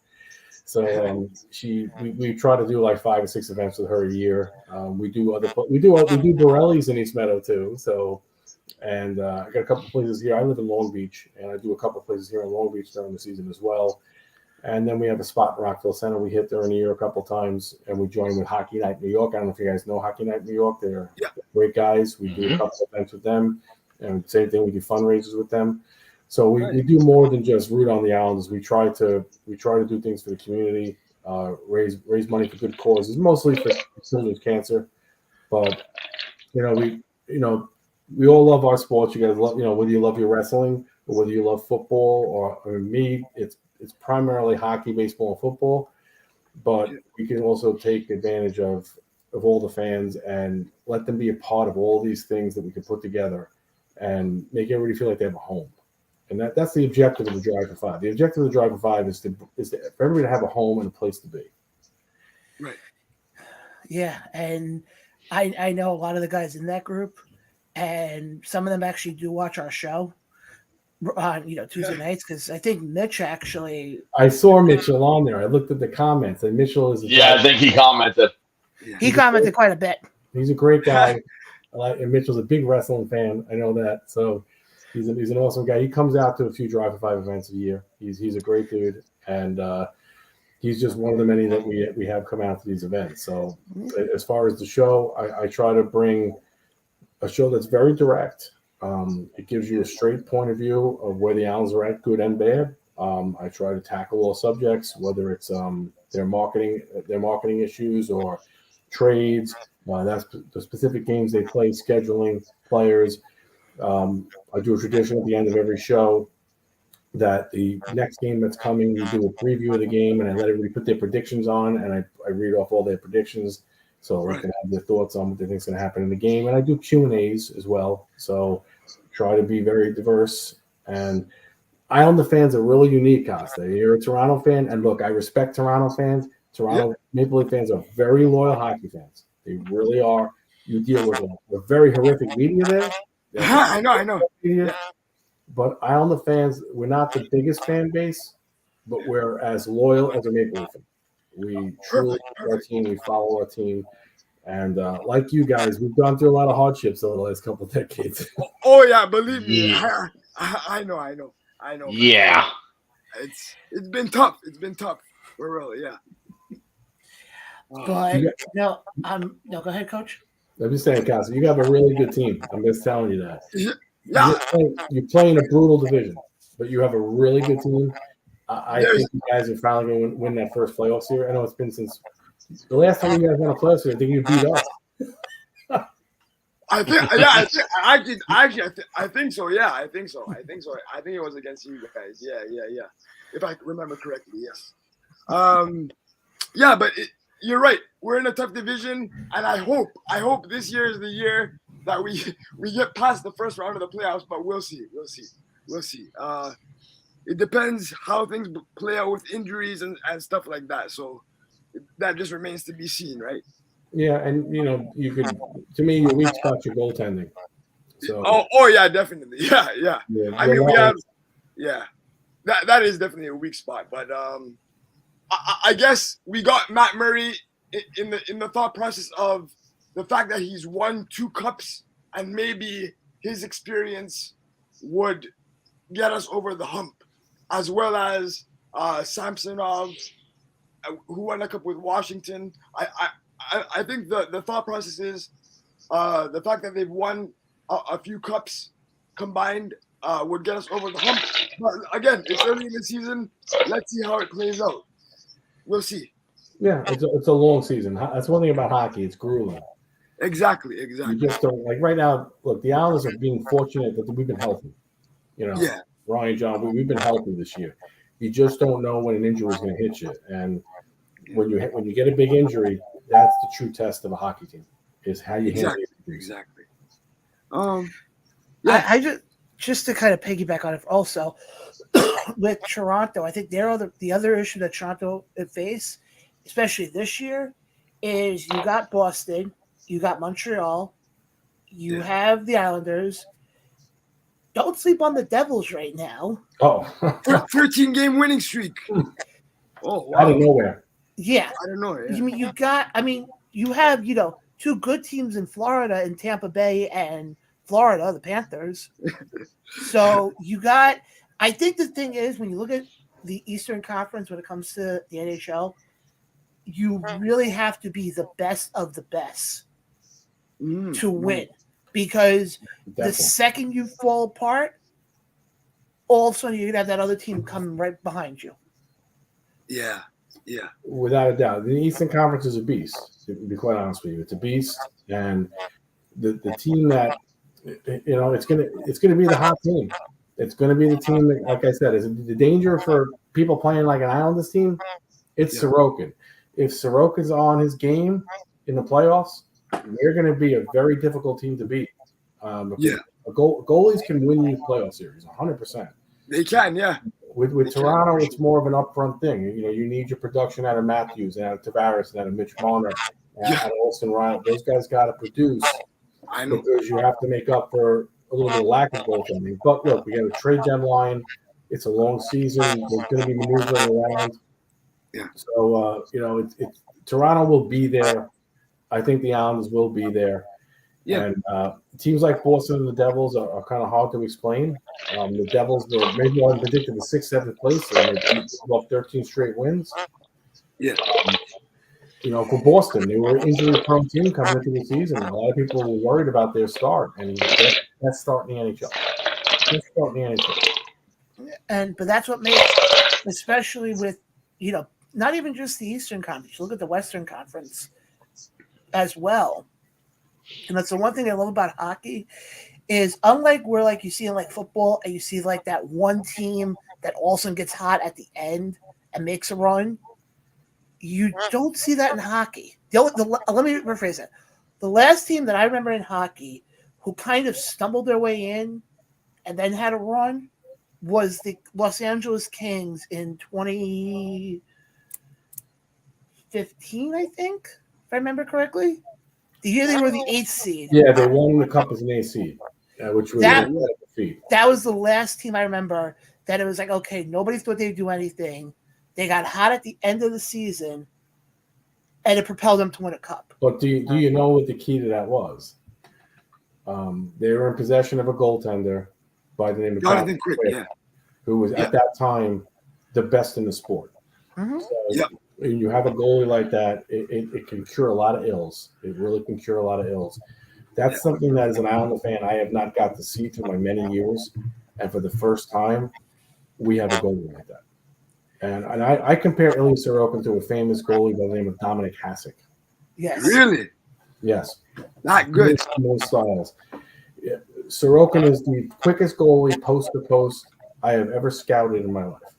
And I knew it 5 years ago.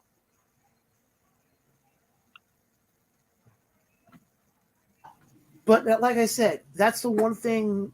That's the one thing with hockey that makes it such a great sport.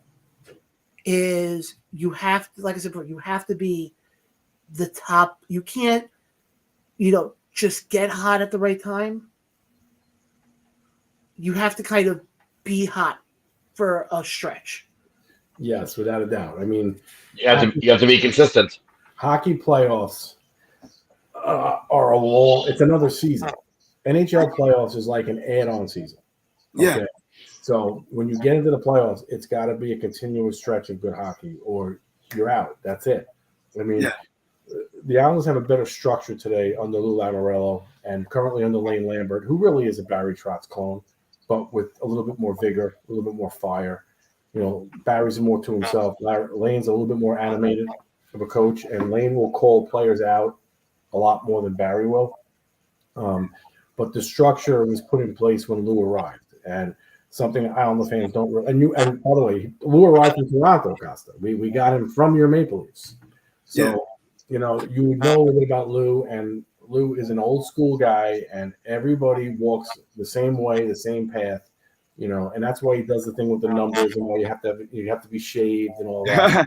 He doesn't want anybody to stand out as being special. He wants you to be a team, a unit, and units win.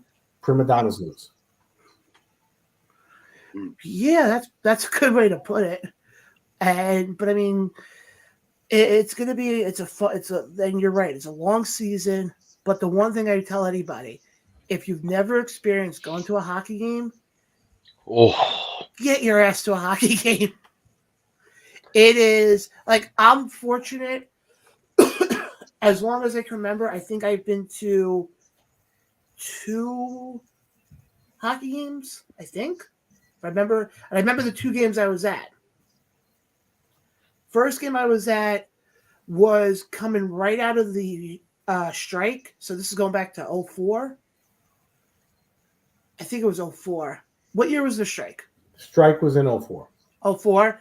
When the first season back, and they played 2005. 2005, and they played Pittsburgh at the Coliseum. I remember going to that game. And the other game I was at, and I've actually never really told this story around here, I'll tell it quickly, was when they were doing Fan Appreciation Night. I think this was 2011, I think. And they were playing Florida. Yep. And I won tickets through ESPN, because at the time the Islanders were still on ESPN. Yeah, they were on ESPN New York. And the funny thing is, I remember getting there, and we were sitting in one specific spot, and a woman comes up to us and goes, "You're in the wrong spot." I'm like, "What are you talking about?" The seats we had were 5 rows up from the ice. Fantastic. And the biggest thing I'll take away from that was, I remember I went with my younger brother at the time. There was a puck that came flying across the glass, and I'm sitting here, and all of a sudden I just see this thing come flying right across. My brother's like, still, because he doesn't know what to expect. Some older guy next to my brother decides to take the puck. I'm like, son of a gun.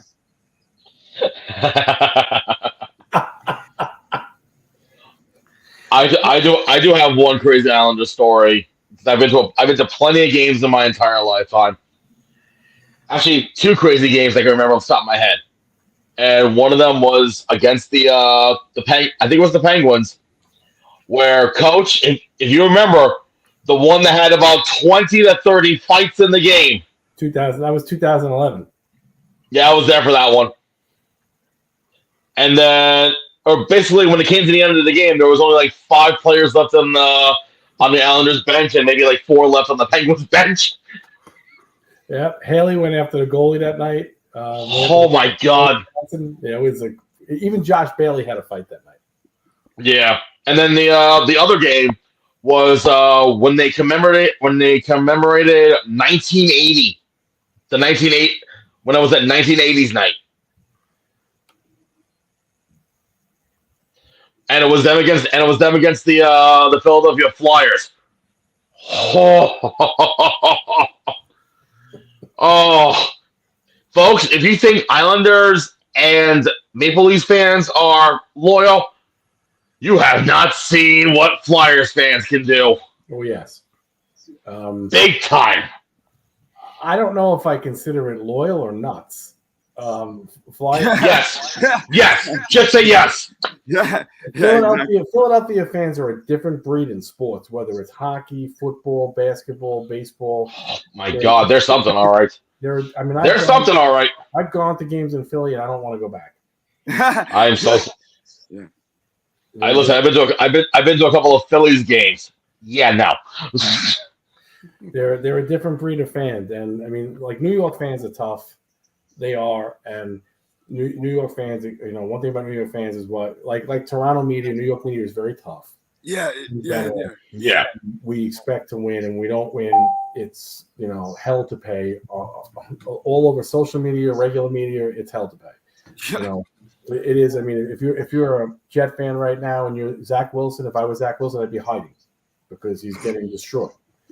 All you do is make a misstep in New York, and you're a target. That's a hard. Mm-hmm. And it's like that. I mean, look, when Tavares went to Toronto, and he went through his first struggling stretch where he wasn't playing well, they were destroying him. Yeah, they were. They were destroying. Oh man, it was crazy here. It was crazy. Because, because he didn't have his PJs on. Yeah. And I said, you happy now, JT? You had it easy here. The media the Long Island media is not rough. It's the city media. And I go here to that. You had it really easy with the Long Island media. You asked for this, you got it. Take your $11 million and have fun in Toronto. Because if you don't win, yeah. Oh man. Here he won one playoff series and he became a hero. That's how quick it was for him. He finally won a playoff series, scored an overtime goal against Florida at the Barclays, and he was forever. He was going to be enshrined, and he left. It's what? I'm not to go off to another sport right now. Aaron Judge is in that position right now. Yeah. That and hopefully he's intelligent enough to realize that if you were to leave the Yankees, you're gonna damage your reputation. I mean, whether you're a Met fan or a Yankee fan, like to me, it's like Jacob deGrom leaving the Mets. He's a Met, right? He's a freaking Met. And if he was to leave, it's kind of he doesn't realize he's damaging himself and his reputation around the league. And the same thing with Judge. Judge goes to the Giants. You know what? Enjoy the money, enjoy the easy life in San Francisco. You blew Monument Park, and you blew an endorsement package that you would have had for the rest of your life playing in New York. I mean, that's the thing about New York. If you can handle New York and make it in New York, it's like nothing else. Yep. It's like the Frank Sinatra song. If you can make it here, you can make it anywhere. Very true. It's really spot on. But Coach, again, I'm so looking forward to this show. This is one thing in the whole preparation, and I'll be completely honest right now and complete shoot right now. In the whole preparation for tonight's show, this was one of the parts I was really looking forward to, is finally making this announcement tonight. I greatly appreciate it. I'm honored, and I'm looking forward to working with all yous. I really am. It really. Hopefully, I'll be in the little studio area. So we talked about doing some on location stuff at many of the places that we have our parties and stuff. And when I get my little meeting in UBS, I want to see if they'll let me do one on location in UBS, which would be very exciting. So I'm looking forward to taking this journey with you gentlemen, and hopefully it just gets bigger and bigger, because that's what I want for your network. I want you, for your wrestling show, if anything you're doing on here, I just wish you nothing but success. Coach, I greatly appreciate it, and I will definitely be in touch with you before Friday, because I actually have an idea in my head about Friday. Perfect. But again, guys, actually, Coach, before I let you go, when you can, I know you sent in an email today that I looked through while I was at work. The first official show is going to be. I wanted to target for Monday, December 12th. This way, I do my show next Monday. I want to do my announcement on my regular live, and then want to kind of take a little bit of a break from that and take like a week to work with you to put a nice production together for a little bit of an expanded first show. I think to expand the first show, do it a little bit longer, have maybe an extra guest or two, would make it more fun for everybody. And also, obviously, want to touch base with you about transitioning people over, how to get them to know where we are. Because obviously, Facebook Live is such a simple thing. Yeah. I have it so down. I mean, before I spend like a whole day doing invites up and down the board of the list, and then I put it in every group that I know, and then the tags come, and then everybody who logs in gets a notification. So it's so easy just for me to go boom, boom, boom, boom, and like tonight, had a big turnout for the show, and obviously Islander fans were pumped up because of that win last night. That was so. Exactly. But I'll be out. I'll be at UBS Miami tonight, going for the Islanders Edmonton game. We'll try to beat the Oilers for you over there, Costa, because we know Toronto fans don't like Edmonton fans. But again, Coach, welcome to the ATR Network family. We're looking forward to this, and like I said, I will be in touch with you probably tomorrow more than likely, because I have an idea going through my head about with the show and Friday, and possibly doing some sort of preview show. That's just a little teaser. Okay, I get it. That's cool. I like the idea. I like that. But again, Coach, I'm really looking forward to this, and this is going to be something that's going to help not only us, but it's going to help you guys as well. Guys, it's a pleasure meeting you, John and Ryan. Thank you so much. And obviously, with John and Ryan, I want to sneak you on the show once in a while if possible. So we have a little fun together. Just let us know. And maybe let us know. Maybe we're playing Toronto. We'll sneak Costa on the show. Just to, Yes, sir. Yes, sir. I'm down for that for sure. For sure. Please, I'm down for that for sure. Let's go. Gentlemen, you guys have a wonderful night. Keep doing your wrestling thing. I think it's great. And I look forward to seeing you on Friday, gentlemen. Looking forward to seeing you too, Coach. Okay. Thank you so much. All right, have a good night, Coach. Guys, that was Coach, who will have his official debut on the network on December 12th. 12th. Yep. December 12th. Yep. Take care. Take care, Coach. You too, guys. Guys, we're only expanding here, and that's not a weight joke. Yeah. Oh, but, I mean, guys, and here's what's funny about this. Trying to say something there, John? Yeah, go right ahead. I said, are you trying to say something there? No. When you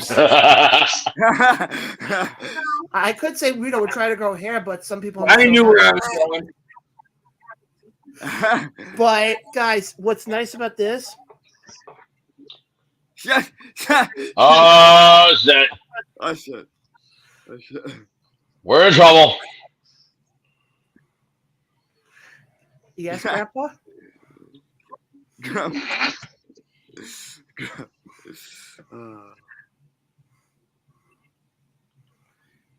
What? Okay, are you gonna? What's going I'm on? sorry, I didn't catch that part. What did you say, John?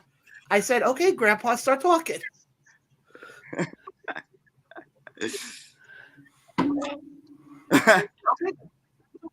Oh, Grandpa. Listen here, little one. We actually have a comment coming in from one of our good friends. Hey! Diane! Mr. Ortiz.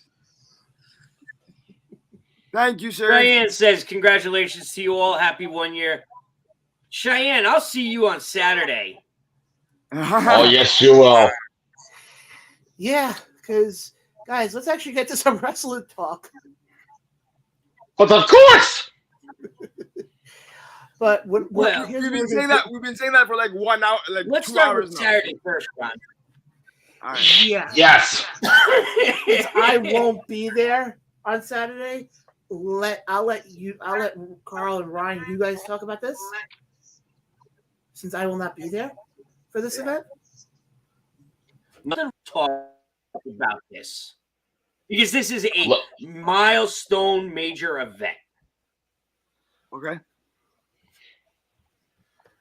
On that note, I'm going to go into the background, but I am going to pull up our picture for you people. Ready, Ryan? Okay. Ooh, a picture. Yeah. Yes, a picture.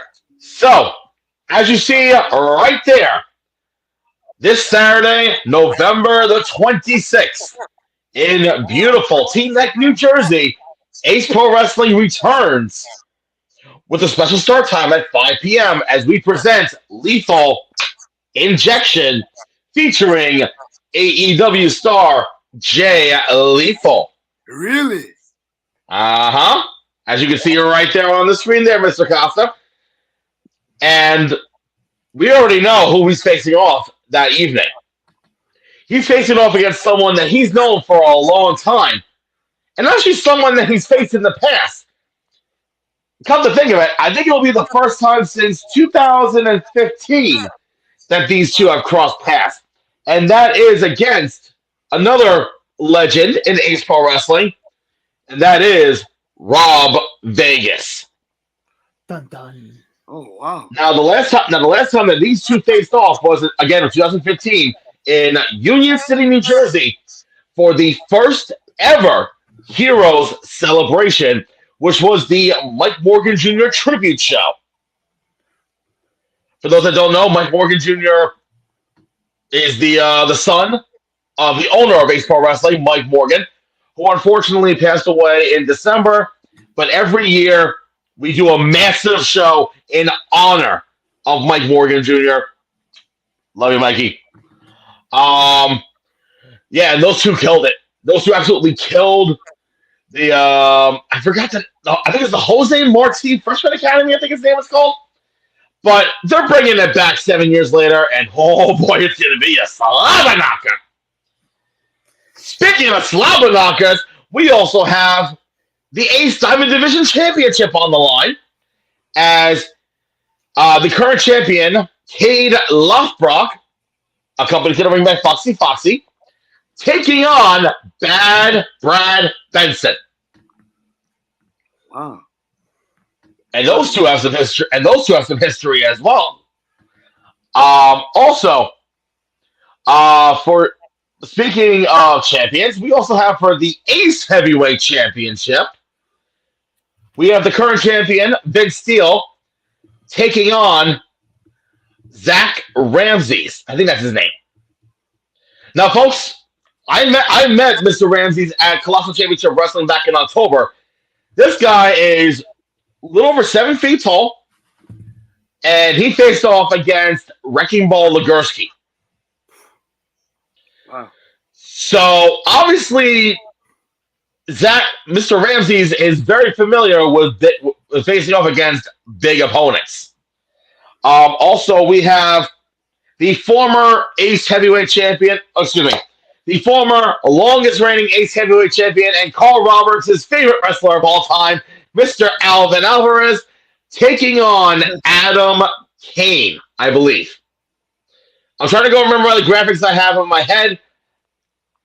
There's a whole slew of action. I think we have Mouse coming in as well. And folks, again, Ace Pro Wrestling on the 26th, 5 p.m. start. And I know some of you are saying 5 p.m. Why is it at 5 p.m.? Well, turns out there's some sort of premium live event that's later on the night, and we don't want to compete with it. Which actually, I think we should lead into that now. Well, actually, Ryan, I was actually going to let you do the what the event is to set it up. Oh, so we have our event at 5 p.m. in Teaneck, New Jersey, and then at 8 p.m. exclusively on Peacock, we have Survivor Series War Games. And guys, let's get into that right now, because we have, it is a, what? Oh, okay. I didn't know who that was. Oh, apparently we got another comment coming in. Yeah, I'm looking at it. Wrestling with Savage. Who the hell is that? Apparently they know who you are. Yeah, I know. I have no idea who it is. Off the top of my head, I do apologize. Hey, thank you for watching the show. But thank you. But yeah, it's Morgan. Hold on. From White. Savage from Whitestone. Okay, guys, this is now a game. Okay. Savage from Whitestone. Yes, we know you're Savage from Whitestone. You said it already. Oh shit! That's right. I'm sorry. Yes, it's another podcast out there. Thanks for showing love, man. I remember who you are. Bust it open. Yes. Oh, wow. Yep, I know exactly who you are now. Yep. And I'm so sorry I didn't get a chance to call you back, but I will eventually. It's been crazy on my end, but I promise I will call you back. But yes, let's talk. Yes, let's talk about war games. And let's get right into it because Will you just get into it? yeah, no, I'm just gonna go to the comments section. Golly. I just see the comments. He met me at Cap and gave me his card. There you go. Now I have the match card in front of me. But I also have the graphics up. Ooh. So let's go this way. First match we got here. AJ Styles. Oh, this is gonna be lit. This is gonna be lit. And in AJ Styles' corner, I do like to mention she is now known as Mia Yim, not Michin. But yo, Hey, coño. wait, can I say something? Yeah. Yes. Is it Mia Yim or Mia? Because they were saying like 10 different things there. No, it's Mia Yim. Mia, I don't know him. So who do you guys think is going to win this match? Ooh. Wow, this is tough, man. It is. Wow. I don't even know, bro. Oh, I'll tell you, I have my prediction. Okay, go ahead. Who do you got? I got Finn Balor.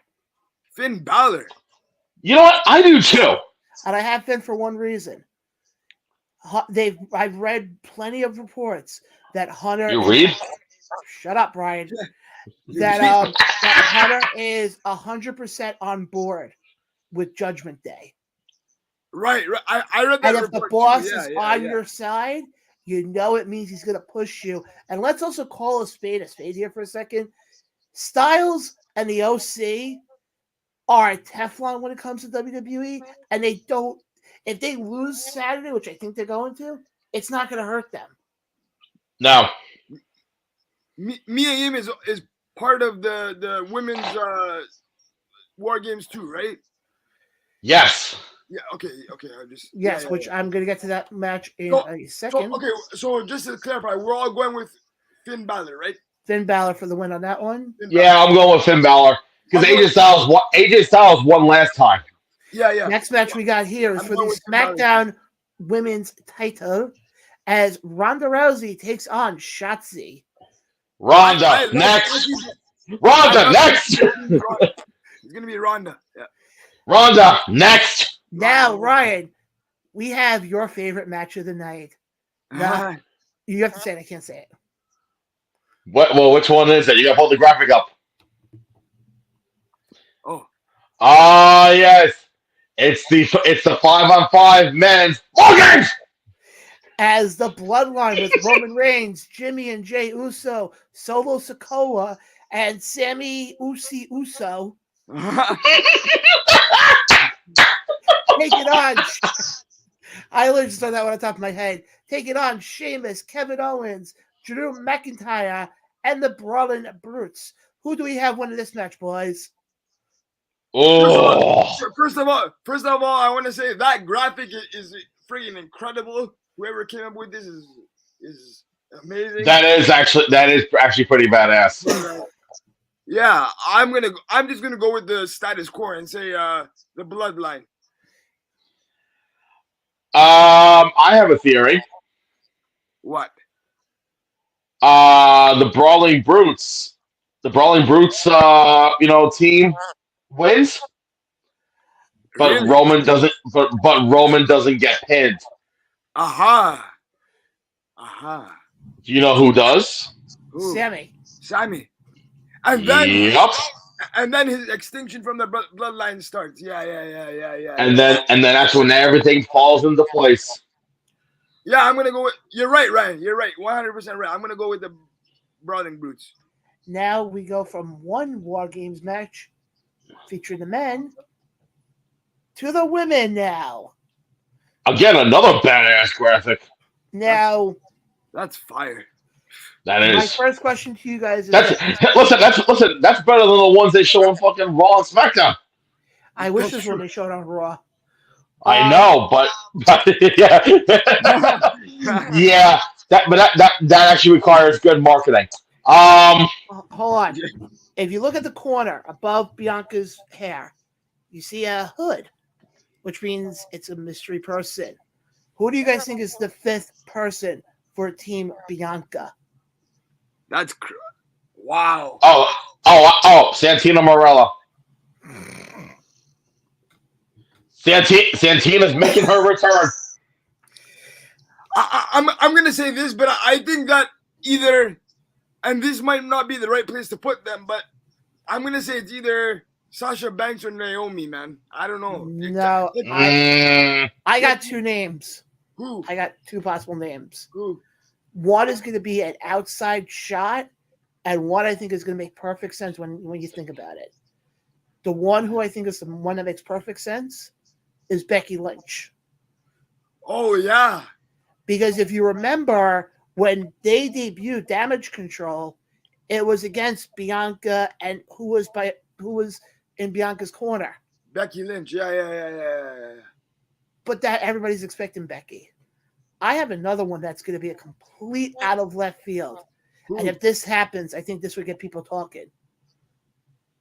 Who? How about Trish Stratus? What?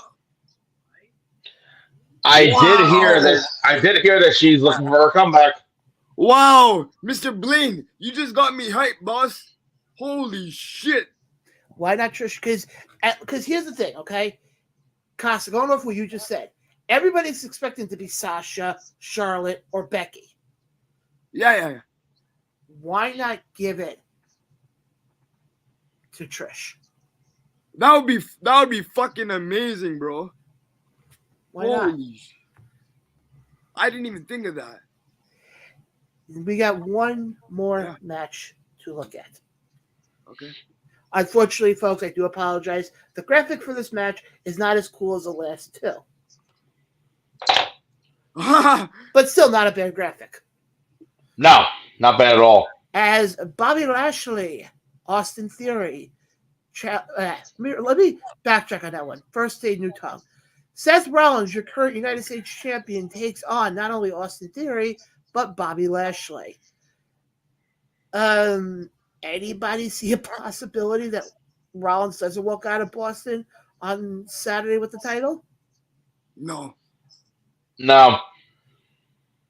He just got it, didn't he? He just got it, so I don't see him not winning the match. What I could see happening, and I think this is the way they're going to go about it, because they're trying to push Lashley to be this top heel. Yeah, well. And especially there's rumblings of Lashley Lesnar 3 probably happen at Mania. Yep. I think Theory takes the loss here. I think so. I think Theory takes the loss, kind of, because if you notice the last couple weeks on Monday Night Raw, he's like all of a sudden had a character change. Yeah. I think he does that, and we see him snap. And he goes ballistic. I agree. And you see him turn around and go, what the fuck is going on here? When Vince was running this company, I was the Money in the Bank winner. I held that briefcase, and now that Hunter's in charge. Also, now not only do I not have the Money in the briefcase because you guys decided to have me cash in on an open challenge, might I add. I know. But then I also got pinned in the U.S. title match. Watch this be the moment where all of a sudden Austin snaps. If he hasn't done so already. I thought he did so already when he attacked. No, bigger scale. A bigger scale. Yeah. And this becomes your first person to go against Hunter. Yeah. We'll see what happens. If only he didn't retire from in-ring competition, I would have loved to have seen Hunter and Theory. that would have been fantastic. Yeah. One last quick thing I want to get to before we wrap up the show for tonight. There's one minor last thing. What?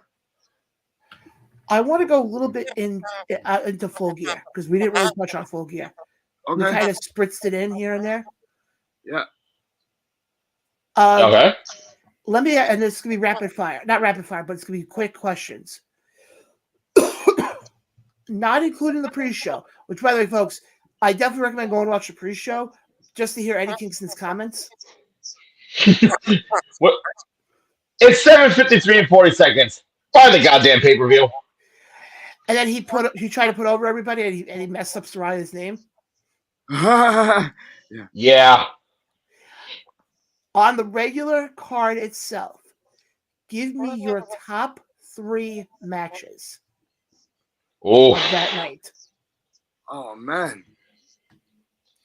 Start with Costa. I gotta say Wardlow, and I think that was one of them. Wardlow, Samoa Joe, and Hobbs. Yeah, sorry. Yeah, I think that was one of them. What else?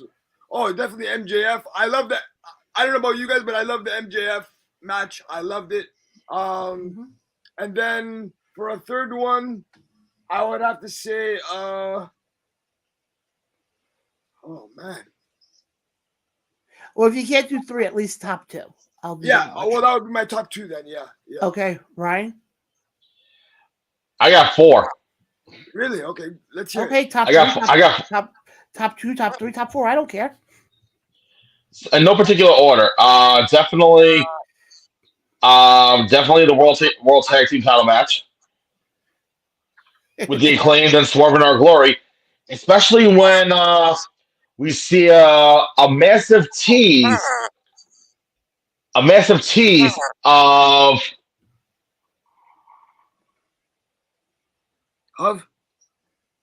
I'm sorry. What the holy shit? What's going on? Sorry, I have on NXT right now. We just have a major return. Who? At the all right, I'll get back to my top 4. Well, on NXT, the main event was Carmelo Hayes and Wesley for the North American title. Which Wesley won. Okay. And for those that actually pay attention, you still see they have the graphic on the screens, saying, and still champion, yada, yada, yada. And he's in the ring celebrating. But then all of a sudden, there's a graphic of a cell door closing on his name and whatnot. And Wes like, what the hell? Turns around. And hold on, I apologize, folks. I'm trying to see if he actually say his name.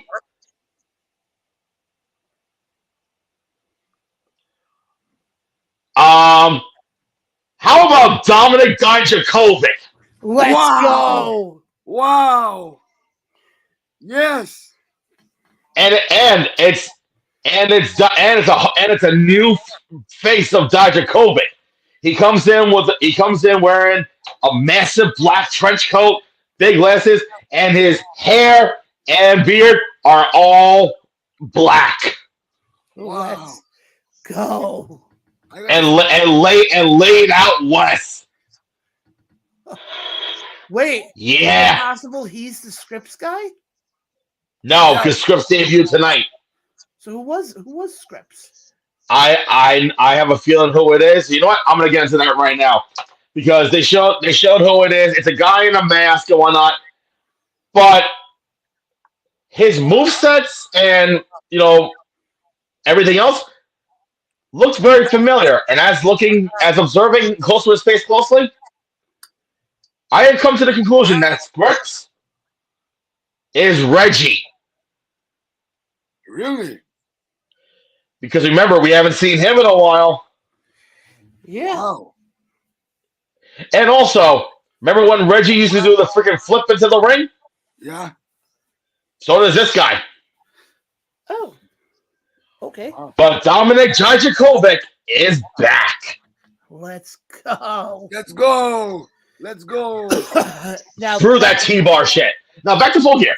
So the tag team title match with Swerve and Our Glory and the Acclaim, with the Acclaim going over, and also a little tease of a little breakup, by the way, as Swerve slaps Keith Lee in the face.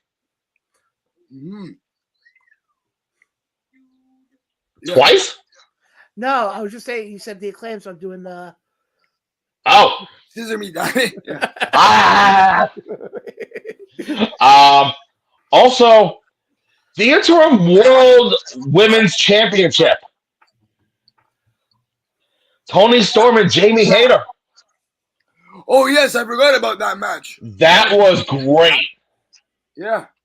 That was great, and I'm so happy for Jamie. No disrespect towards Tony Storm, but Jamie Hayter fucking deserves it as well because she's been there for a long time. Yep. Oh yeah. You know what? I'm gonna do top 5 because again, the Ring of Honor World Title match. Yeah. How about the steel cage match with Jungle Boy Jack Perry and Luchasaurus kicking it off? Yeah. Can I say something about that? Yeah. I don't know how you guys feel, but I'm sorry, guys. Luchasaurus doesn't do it for me, man. He doesn't do it for me. Like, it's not everyone's cup of tea. I know I'm not. I'm just saying I'm not invested in the character, man. I'm not a fan of that. So, I'm just saying. Yeah. That's all. And of course, that main event. Yeah. William Regal, my guy. I called it too. When we did the predictions on here last week, I called that Regal was going to screw over Moxley. Yep. Which, by the way, I want to bring that up quickly. Can AEW afford to get Moxley actual wrestling pants?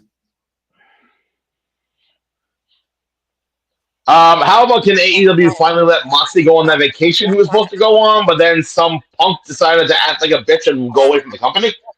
I agree, but again, the way Moxley looked, he looked like he went over to a local Old Navy and picked up a pair of sweatpants. Well, I mean, they were in Newark, so they probably went to the American Dream Mall and went to one of the shops in there. Probably. And also for the trio tag title match, those fans were brutal. Oh yeah. I'll go quickly with mine. Again, sorry for the yawning. It's been a long day. Yeah. For me, top 3 matches for me: the Fatal 4-Way for the Ring of Honor title, Hayter and Tony Storm. Yeah. And for me, the third one was MJF and Moxley. I'm going to say this right now. I'm going to get chastised for this, but I don't really give a flying for doodle. The worst match that night was 2. I had 2 matches that night that I could have done without. Okay. Nyla Rose and Jade Cargill. I understand the point of why they did it. Mm-hmm. It did what it was supposed to do, but I could have lived without it. Me too. Although Nyla Rose's entrance was fucking bomb, though. And also, the other thing also I could add to it, I've had personal interactions with the women on both sides of that match. I'm just saying. Yeah. The other one I could have done without was John. What? Yes? Supposedly Nyla Rose got injured in that match. Oh, did she? Did she? Oh, shit. The other report that she was injured in that match. The other match I could have done without is the Young Bucks was the Trios Tag Team title match. Ooh. No, I'm good. I'm good with that. I could have done without it because if you guys have been watching this show, and again, the Young Bucks as guys, I have met them. Great guys, very talented wrestlers. But that match on Saturday night with them and Kenny versus Pac and the Lucha Brothers. And I said this before, we had Orlando on. That match was how many Asahito moonsaults, how many super kicks. They didn't allow anything to marinate. Mm-hmm. Especially the one part in the beginning when I think it was Nick and what's his face? Penta were doing the kicks. Yeah. And then also right after Nick and Ray Phoenix came in. And they all started doing the exact same kicks. And I'm like, to me, you had 20 minutes of a match where there was no storytelling. Yeah. And then you turn around and say, oh, by the way, we're going to book them in a best of 7. I'm sorry, that to me is lazy-ass booking. The Elite lost that match, okay? I know they're the EVPs of the company, but there are other teams who should be in the position that they're in right now. And one of them is the House of Black. Yes. I agree with you on that. The fact that you're doing this now, basically, I think they said match 7 was going to be January 11th, I think. At some point next year. Yeah, at some point, yeah. To me, it's lazy. And I don't care. Granted, yes, there's been some good best of 5 series that we've seen. Most recently, Sheamus and Claudio that ended up forming the Bar. I thought that was a phenomenal one. Yeah.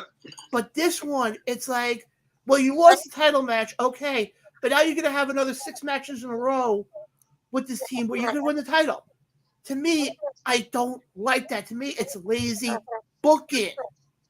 It's, well, we have nothing to do. It's almost the end of the year, so let's just cash it in now and call it a day. Yeah. Last thing I got to say, and then we're going to wrap up the show here. They did announce on Wednesday's show that you're going to see the highlights from the Jade Cargill interaction with rap star Bow Wow. Oh, God. I have a question, and I'm going to be dead serious when I'm about to ask this. Yeah. When did Bow Wow ever become a rap star? Wait, when he was younger, not now. Years ago. Did I miss that? Did that memo not get to me? Yeah, it didn't get to you. Yes, it didn't get to you. But yeah, that message did not make it to Stony Brook. They announced that also, that we're gonna see the interaction. Yeah. Between. You mean the same interaction that's been seen on TMZ? That's basically what they're gonna end up using. And also, folks, speaking of AEW, tomorrow night, live from Chicago, Illinois, whoopity-doo, it's another edition of AEW Dynamite Thanksgiving Eve. Already announced. We have 2 title matches. We have 4 matches scheduled. Yep. We have, for the AEW All-Atlantic Championship, Orange Cassidy taking on Jake Hager. Which, by the way, I like the fact that the title is being defended a lot. Yep. Jake Hager with his purple hat. Yeah. Also, match number 2 of John's favorite match, the Best of 7 series. Also, it is the finals of the AEW World Title Eliminator Tournament as All Eagle Ethan Page takes on Absolute Ricky Starks. I know it's not going to happen, but go Ethan Page. But I know it's not going to happen. But anyway. And I believe this is going to be the main event. The Ring of Honor World Title. As the Ocho, Chris Jericho, takes on the Stone Pitbull, Tomohiro Ishii. Yep. Oh. So guys, it's gonna be a busy week. We'll definitely, we'll be here next week to recap everything and get you guys going. But one last thing I want to get to. Okay. Because it is Thanksgiving here in the States on Thursday. Mm-hmm. And I did bring this up to you guys before, and I definitely want to do this before we call it a night. And Carl, you are more than welcome to hop on for this one as well. I would like you guys to say one thing that you're either thankful for in regards to wrestling or your personal life. Okay. Who wants to go first? Me? Whoever Sure. wants to go first. All right. So, a few things I'm thankful for are you guys. I consider you guys family. I'm not too sure how you feel about me, but I consider you guys family. I appreciate every opportunity that I've had on this career. And I am very thankful to be here, and I hope to keep our partnership going. And yeah, just continue to talk about wrestling. Wrestling has gotten a lot better since Triple H has taken over WWE, so I'm thankful for the presence of Triple H as well. And of course, my family and my friends here where I live. Costa, the feeling is mutual. We are a family here. Thank you, guys. Thank you. Appreciate you. Carl Ryan, who wants We're a to dysfunctional family, but we're family. Yeah, exactly. Well, Costa, I tolerate you. I'm just kidding. bruh, I know. I tolerate you too, Mr. Peterson. Don't worry. No, we tolerate Yeah, John. I tolerate you, Costa. You, Tim Hortons loving Maple Leaf, you know what? You dirty Canuck. I'm just kidding.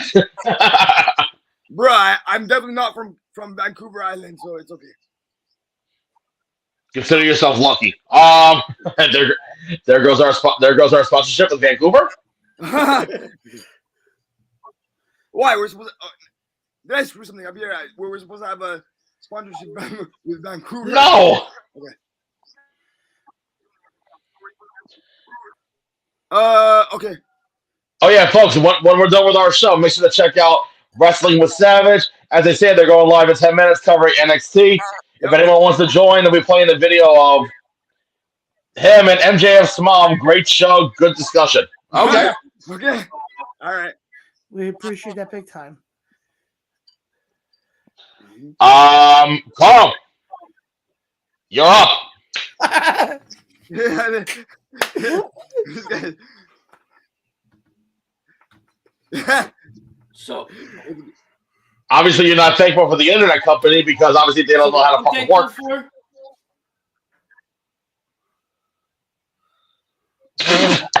Yes. Smack the shit out of you on Saturday. No, John, pull it up. Yeah, I saw.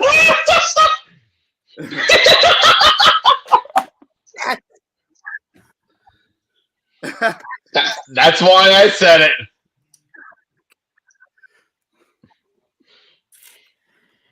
Anywho. All right. Mike Morgan, happy Thanksgiving, you bastard. I love you, brother. But what I'm thankful for is you guys here and my family. I'm going to let the cat out of the bag. When my father died, if it wasn't for you guys, I'd be lost. And I'm being straight up honest. You guys kept me going. And I thank you for that. You're welcome. You're very welcome, sir. We're humans with good hearts. Sorry? What was that?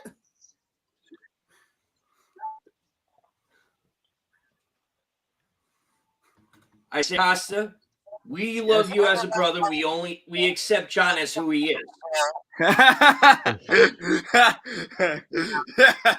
Yeah. Apparently, Carl's portion of tonight's show is sponsored by FiOS because obviously it ain't working properly. Oh, I'm sorry, Time Warner. I guess I'll go left. Obviously, I'm thankful for you guys for welcoming me on here. God, 6 months ago. Been a part of this crazy podcasting journey.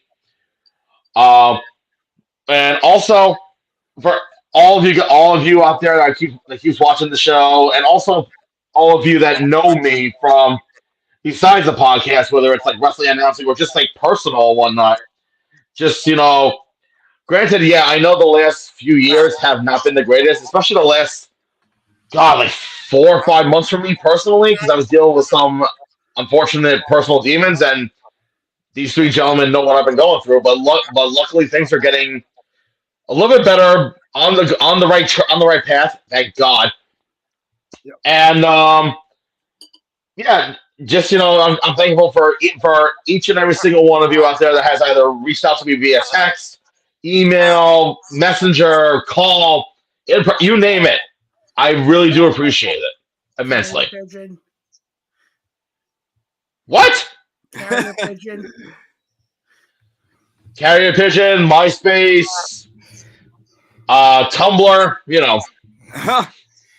I guess I'll go now. Honestly, I'm thankful for you guys. You guys have made this last year an incredible ride. To everybody who's watched us, to all the people that we've met in this last year because of the show.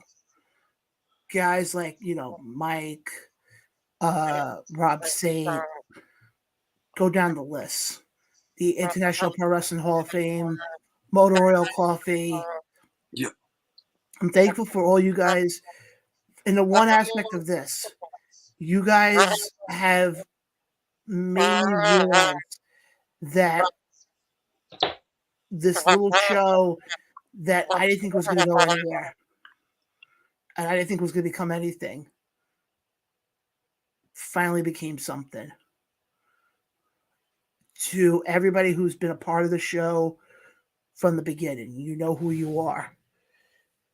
I thank you for everything.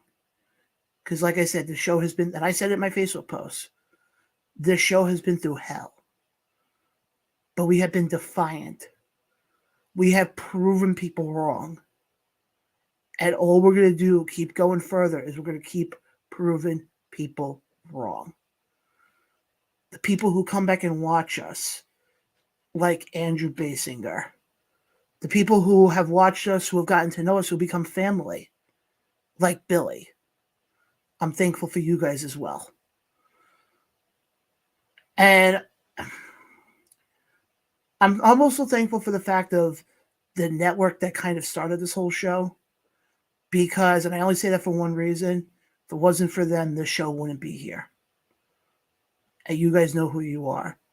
So I think everybody who has made this last year possible, I thank you. I actually have one last announcement that I like to make. If I may do so, have the moment. As many people know, I do podcasts. I've been doing this for 11 years. This isn't me leaving. I'm not leaving. I am, however, expanding my horizons. Because starting this week, I will be back to not only doing the podcast, but also writing articles as well. I am the new wrestling writer over at MBS Media. My first article will be coming out probably sometime later this week and not early next week. But I do like to make that announcement that I'm back doing two things I love doing: talking wrestling as a show, writing about it as well. So definitely will catch my stuff on there. And all I just keep doing is just keep going upward and onward. But let me take it off me so I can just, just give me 1 second here. But for the viewers at home to applaud that wonderful announcement there, Mr. Blaine. Thank you. Don't worry, it's not gonna take me away from this show. No, it's just John getting a bigger John, head. as the producer, I got you. Sure. It's gonna be a cold day in hell before I ever leave this chair. I mean, with the way Mother Nature's acting right now. Hey, listen, with the way Mother Nature's going right now, it can happen sooner than later. Mike, I appreciate that. It means a lot. Thank you. But yeah, guys, so we have that coming up. Anybody else have anything else they'd like to promote before we wrap up this festivities? Again, this Saturday, the 26th, since he's in the room and thought I'd promote it. Ace Pro Wrestling presents Lethal Injection. Mr. Producer, can you bring up the graphic one more time, please?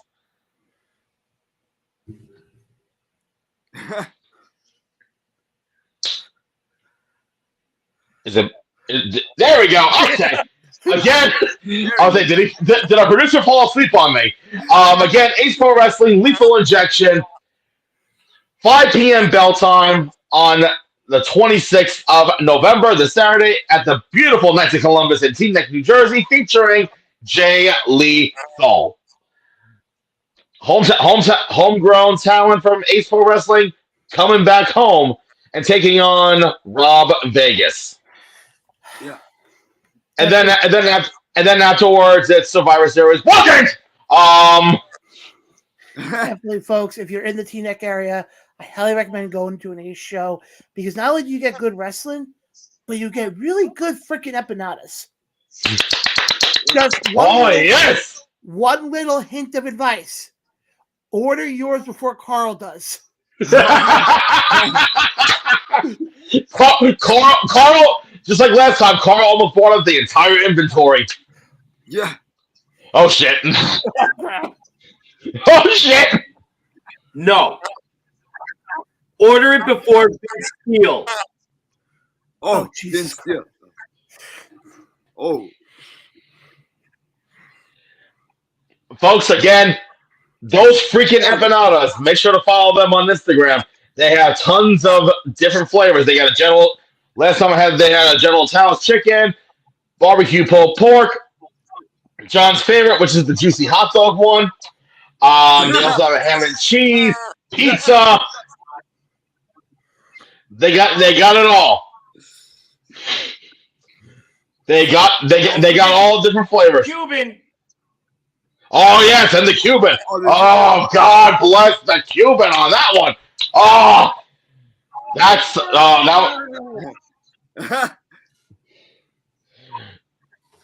Bite your tongue there, boy. But guys, But yes, you will get those. It is all made by hand. Yeah. Yeah. again, folks, I'll simplify it, okay? Order yours before Vince Steele and Carl does. Yeah. Basically. And don't buy out all the hot dog ones because we know John wants to have a couple of those. Well, I won't be there, smart one. Doesn't matter. You'll still find a way. You'll still find a way to get. I'm gonna keep my mouth shut anyway, folks. I have to deal with the retail world Black Friday weekend. Oh dear God. Oh dear God. That's what I say to that. That's what I say to that. Yeah. But guys, also you can catch us. Obviously, we'll be back here next Tuesday. But catch us at yes, Carl.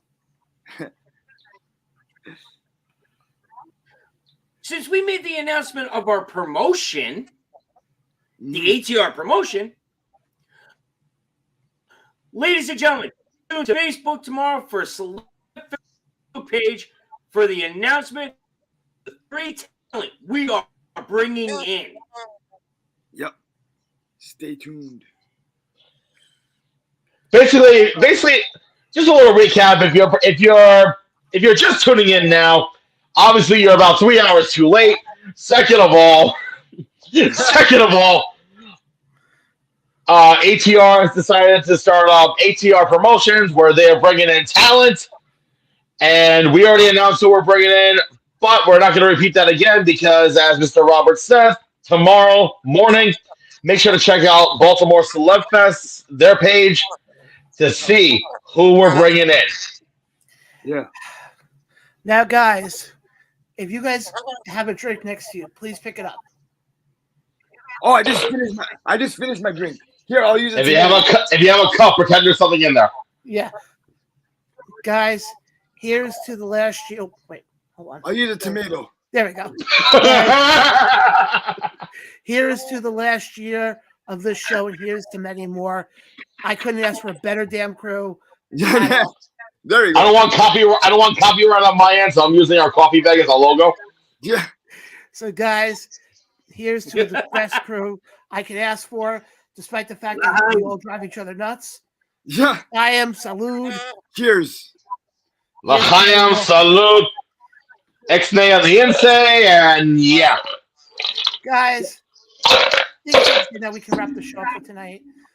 I want to send a huge thank you to Orlando from 94 Through the Shark for hopping on, Andre, producer of Busted Open, Coach Tommy Baffy to make that announcement as well, and for all of you guys for tuning in for tonight. It meant a lot. Again, guys, we will be back next Tuesday, same time. Ruda.